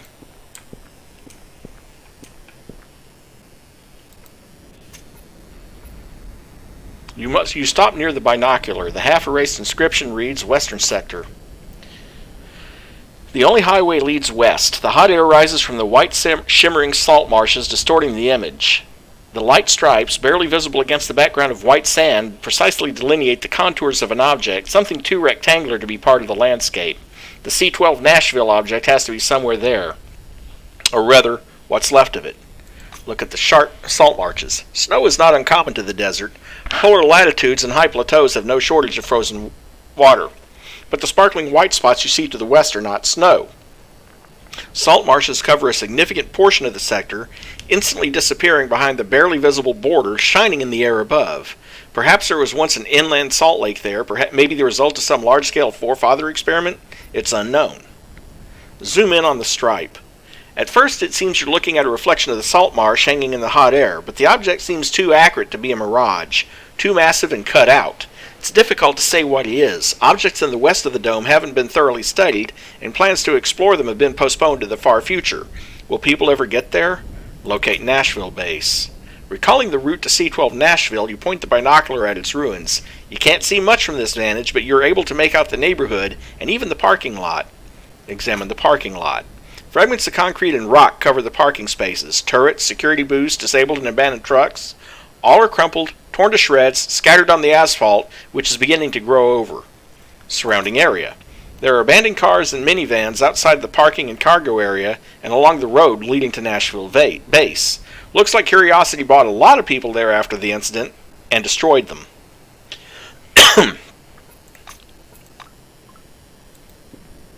So we've discovered the Mirror and the Jordan Prius salt marshes. Okay, north binoculars. The observation platform is located in the northern sector. Its borders, as well as closer objects, are clearly visible through the binocular. Judging from the complex road junction, there was once a major settlement there. Behind the ruins, a smooth long arc rises from the sand. It doesn't look like a creation of human hands.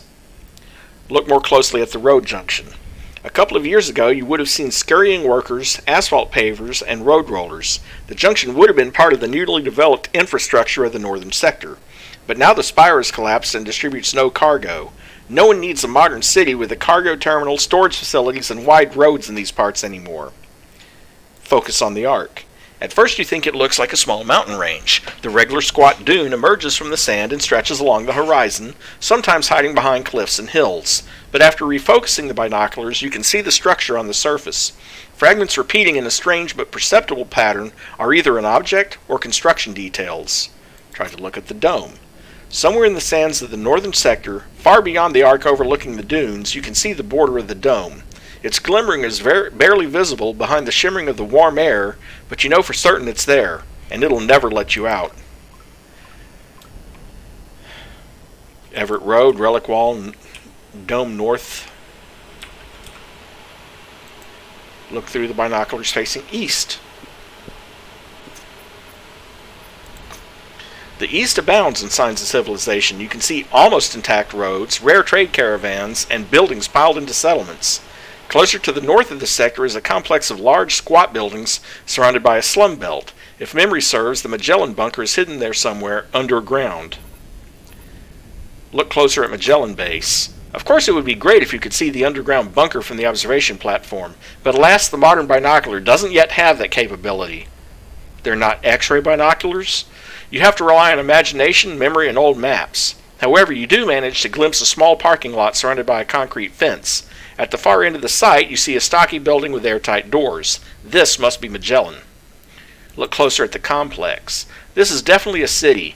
The buildings look strictly functional and are crowded close together. Any kind of aesthetic has been sacrificed for durability, although the dome has its own standards. Take a close look at the slums. The barracks and hut zone on the outskirts of the city looks quite typical. You see crudely fashioned construction material, smoke from open fires, some rags flailing on the wind, all this separated from the central settlement by a high wall and a sturdy gate. Move away, found the Junktown slums. Binoculars facing south. It's hot in the south and almost everything is drenched in sunlight. The red sands are covered with white spots. The binocular's lens flashed with merry flecks of light. Only after you focus do you understand there's nothing merry about the view. There are bright pieces of the spire everywhere on the dunes where it fell during the incident. On the borders of the dunes you see squat buildings. Looks like the roadside picnic cafe is still intact. Almost directly behind it rises the dark funnel-shaped silhouette of Maelstrom, and through it you can faintly see the ruins of Concord Station. Locate the cafe. Amazingly, the roadside picnic seems to have prospered since the incident. You see new buildings, a cleared road, movement and lights in the windows. The place is at the very edge of Maelstrom's zone of influence, but neither the residents nor the guests seem to be concerned. Examine the ruins of the spire.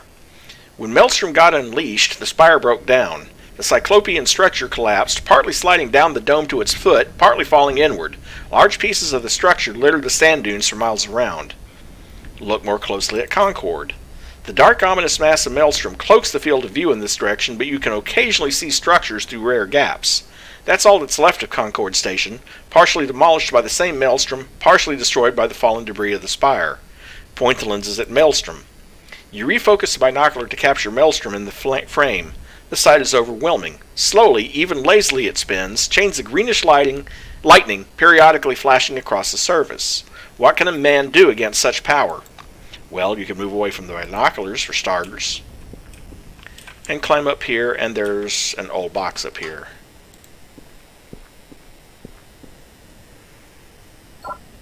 which is locked.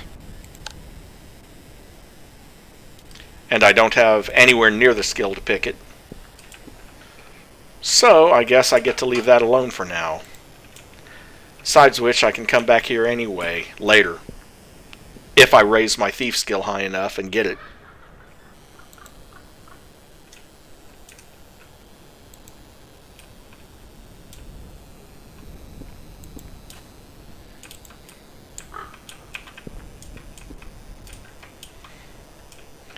I could search the other trash bin and the container, but these people have a lot of hit points. Well, let's go ahead and try it anyway.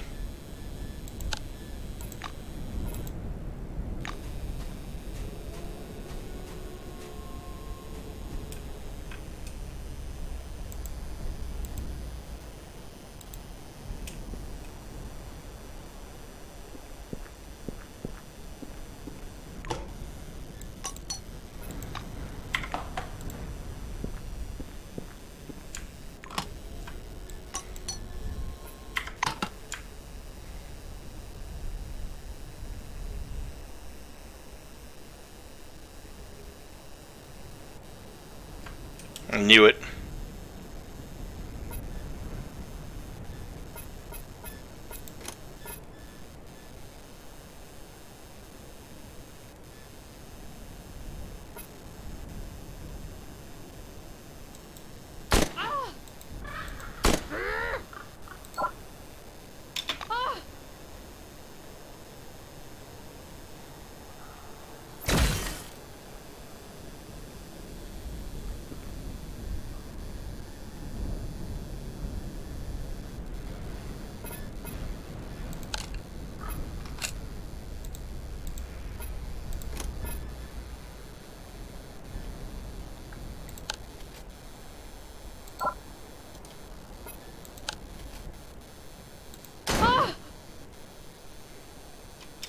Outsider radiation everywhere. Someone passed through here. Someone from the scattering light outside did it. Some outsider.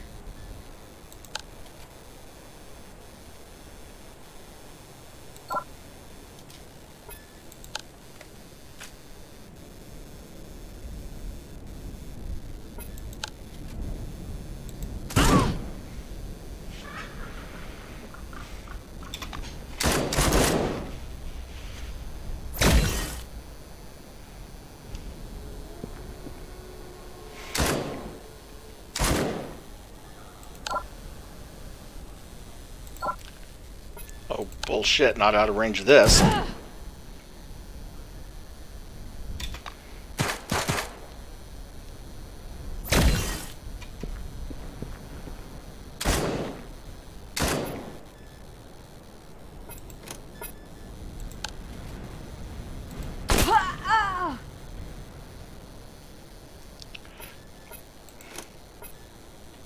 Ah.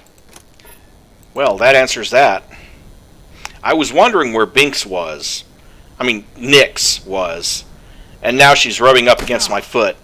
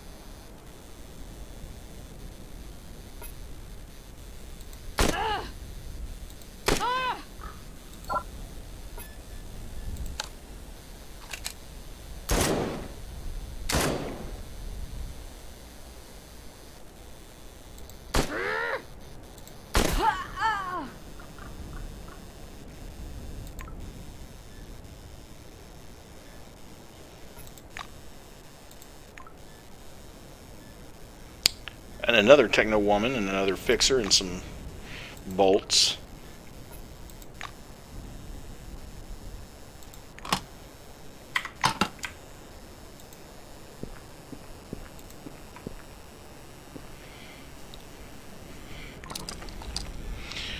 Two more beers and $45. I'll take it.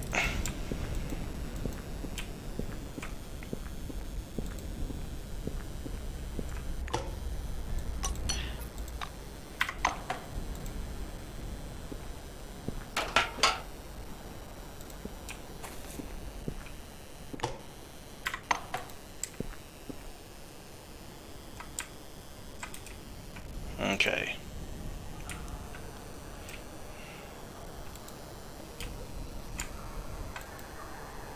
Come over here and search the crates.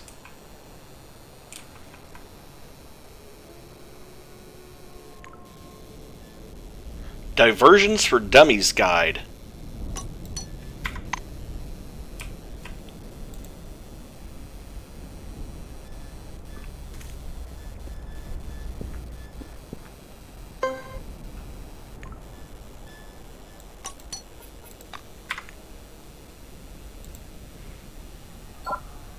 Search the briefcase.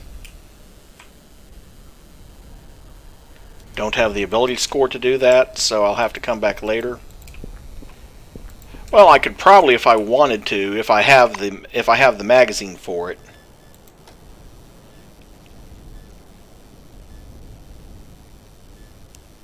Tech, influence, survival, hand-to-hand, light weapons, science.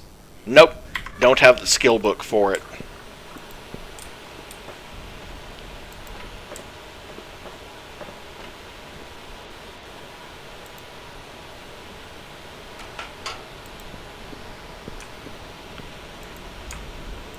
It just means I'll have to come back here at some point. Also, before I forget,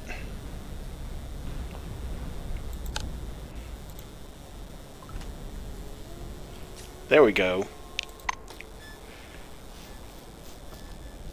Gain a little fatigue, but I'm at 16,778 out of 21,000, and I have most of my hit points back after that.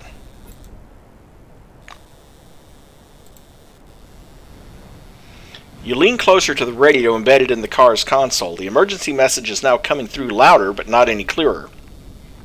You could try to adjust the frequency. Rotate the tuning knob. The emergency message is now coming through loud and clear. Attention, this is not a drill. In the area affected by the Maelstrom Megalo anomaly, Scenario 6C is currently taking place. Remaining in the yellow sector is prohibited. Employees currently deployed to the danger zone must leave the area immediately following standard evacuation protocol. All new committee citizens are encouraged to seek asylum. The city is far enough from the yellow sector to be considered safe under current conditions. Don't panic. Our scientists and security specialists are closely monitoring the Maelstrom phenomenon. Any registered movement of Psi-fronts will be closely monitored. We urge you not to spread false rumors about victims among the population. Maintain confidence in our new committee authorities. The problem will be solved as soon as it is feasible. Attention, this is not a drill. The message begins again. Okay. So, transit zone.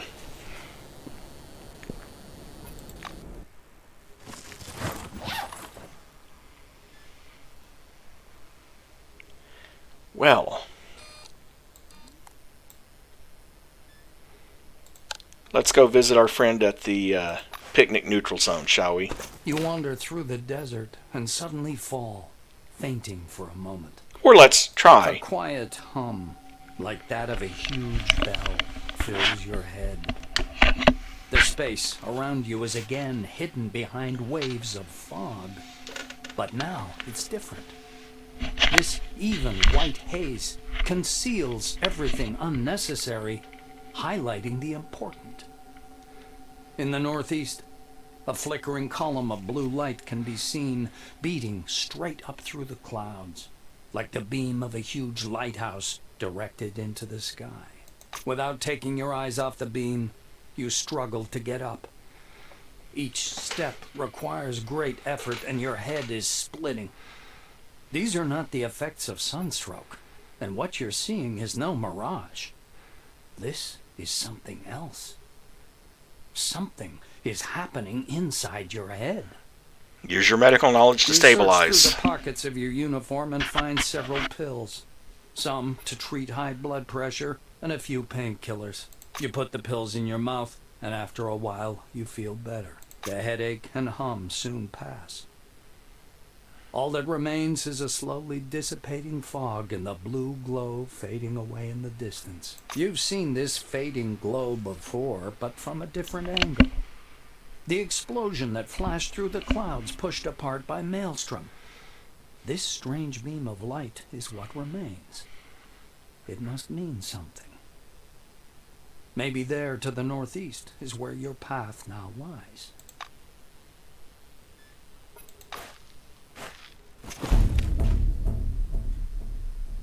Dark green armor peeps out from the red sand. A yellow skull grins from beneath a raised visor. Inspect the armor.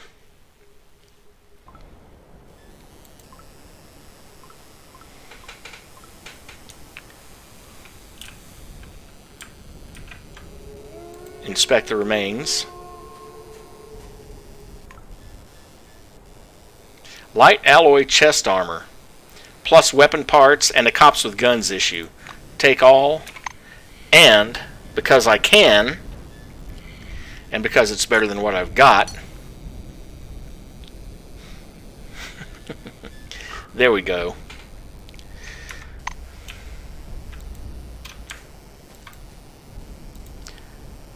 I'm glad you like it. Of course, not everything is voiced, and I'm halfway expecting, this game actually came out. It's actually, I think 2019 was when it entered early access, and it came out of early access in 2021, if I remember correctly.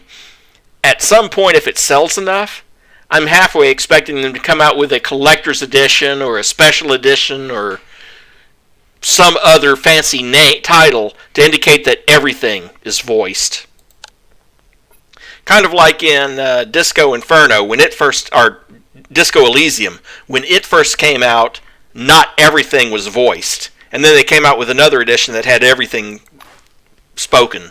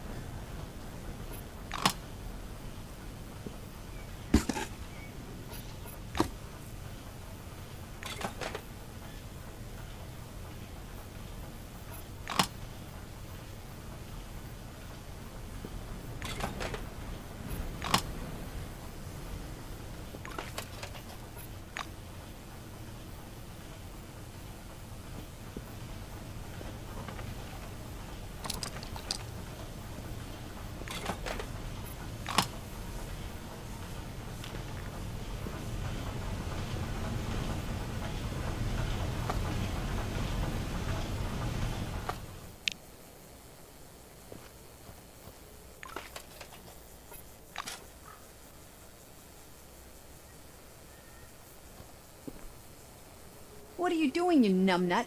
The water's poisoned.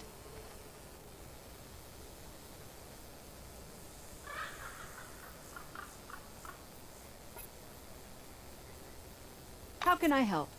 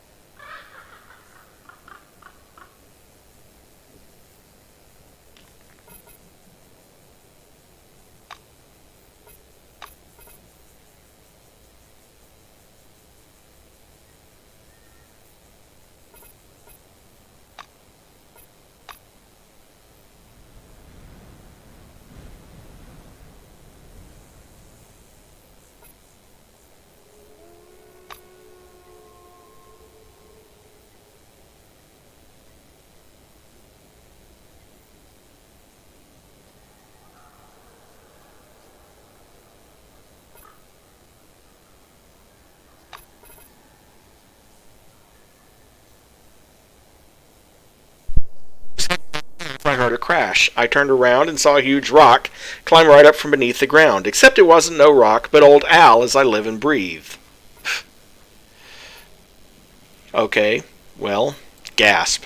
Ah, damn, don't you know, it was one of those crabs. I used to see it in the marsh all the time, called it Old Owl. One day I stumbled across its nest and the darn thing bit my leg off. Don't know how, but I managed to crawl to some hole where it couldn't reach me and called my granddaughter on the walkie-talkie. Luckily, Al's scorching pincer seared off the wound, otherwise I'd have bled to death right there. That Audrey is one clever cookie, unlike myself. She rushed to the scene, snuck her way over to me, and dragged me out of there. Boy, I never got a scolding like she laid on me that day.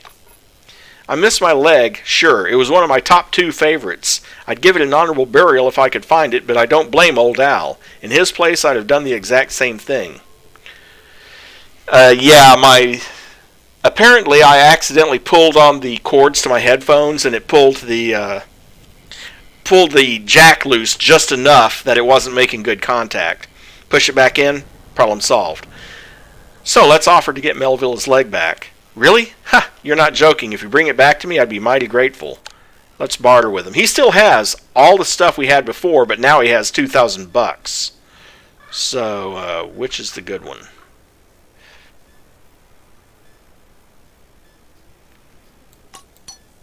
Yeah, that's the crappy one.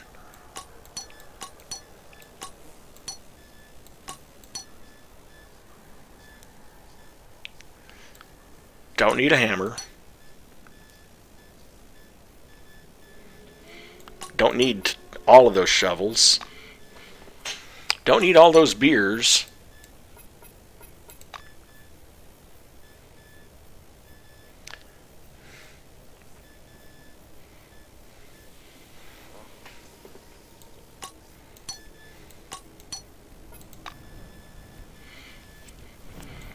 Don't need those wrenches.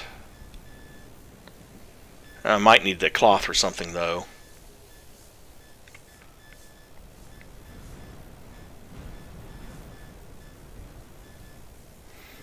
Which does remind me, he does have the ingredients for at least one more. Well, no, he doesn't. He doesn't have the onions. Okay, well.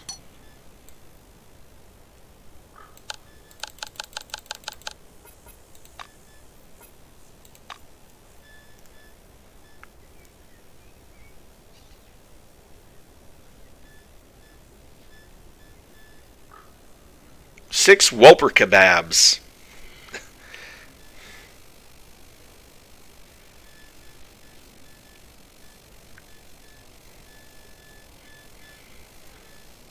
Oh.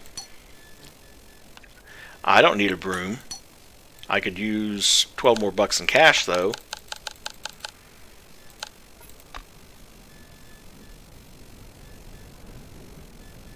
If he had onions, I would so buy the ingredients for more of that stuff from him.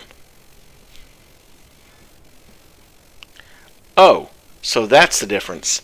Astra does biochemical damage. Raven does mechanical damage. Huh.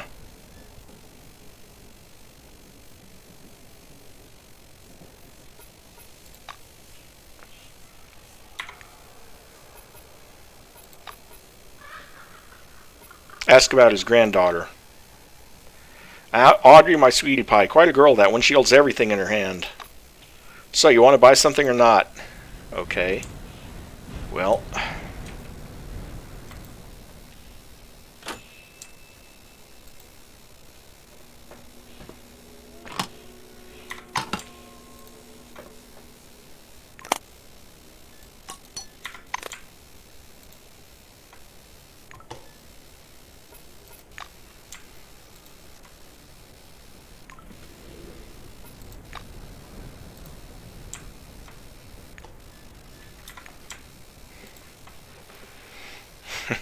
What do you want to bet there's a broom that I can sell back to him? Called it.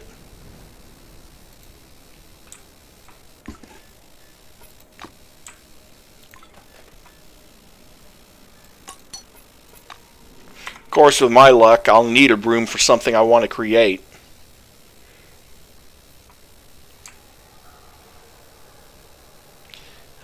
Let's see.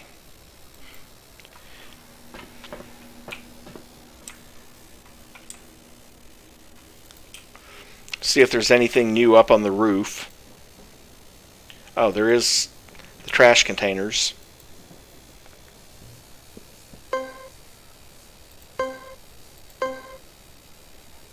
Yeah, I'll take the risk.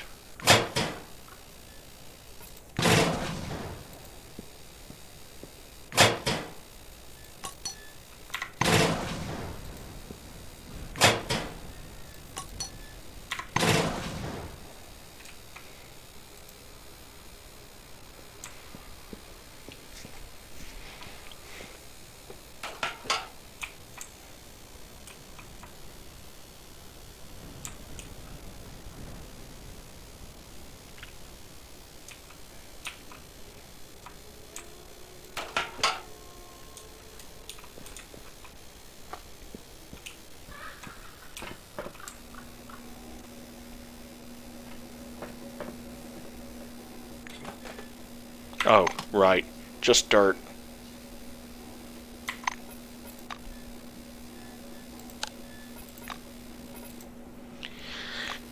Okay. Well, let's see who this Paris Langley is. I wonder if there's some potential. A 13 rank. The woman with the tired, wrinkled, but still beautiful face is Paris Langley. At least that's what it says on her badge. She's standing guard. You're the one they say wanders the dome. Do you ever go to Magellan? Can you find someone for me? I'm willing to pay. It's not much, but you can never have too many bonds, am I right? Ask for the details. She takes the faded, blurry picture out of her pocket and shows it to you. I'm looking for Leighton Langley, my brother. He stayed in the new committee. I haven't heard from him in a while, and it's making me anxious. I keep thinking something's happened to him. He's not the kind to just disappear. He'd come find me. Nakamura brags that the new committee is CRONUS' successor, but of course that's bull. We never had anarchy like this when CRONUS was running the show. These idiots can't see anything beyond their papers. They said I was a deserter, can you imagine? I gave up my Selectron in Blue Town, my brother stayed. He's very diligent and honest, you know, that's how we were raised. If I was dealing with CRONUS, they'd tell me what happened to Leighton. But there's no committee anymore, it's just a logo now. What am I telling you for? You already know that. To be honest, I'm thinking the worst. Leighton is dead. I'm his sister, I trust my gut, but those clerks won't let me inside the morgue. There's a morgue in Magellan on the White Wing level. Just take a look-see in the file cabinets and the fridges. If he's there, I need to know about it. Well, I don't think he's going to be in a file cabinet. Leighton Langley, my brother, can you remember that? I'll remember. But you have 75 bonds.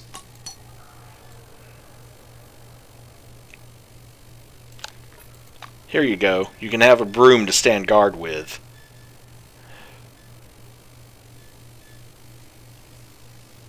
And a couple of beers.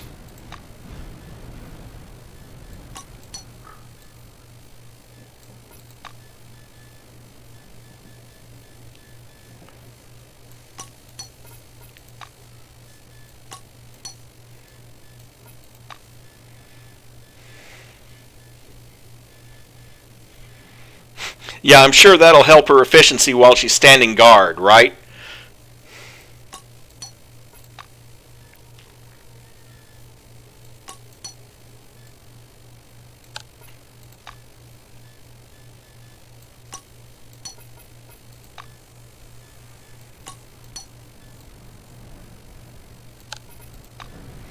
There we go. 8 packs of cigarettes and 2 beers. Now she's set for a while. Oh, and just for fun, have some coffee.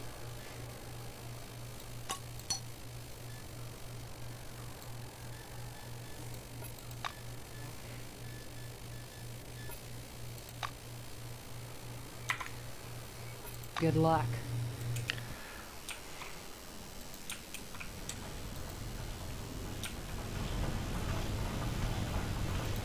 I do want to check this gunsmithing workbench out. Well, let's see. I can make a shiv from the scissors and duct tape. Nice.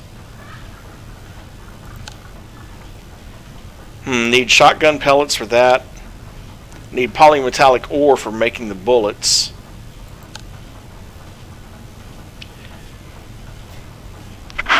Okay, so I can't make anything yet.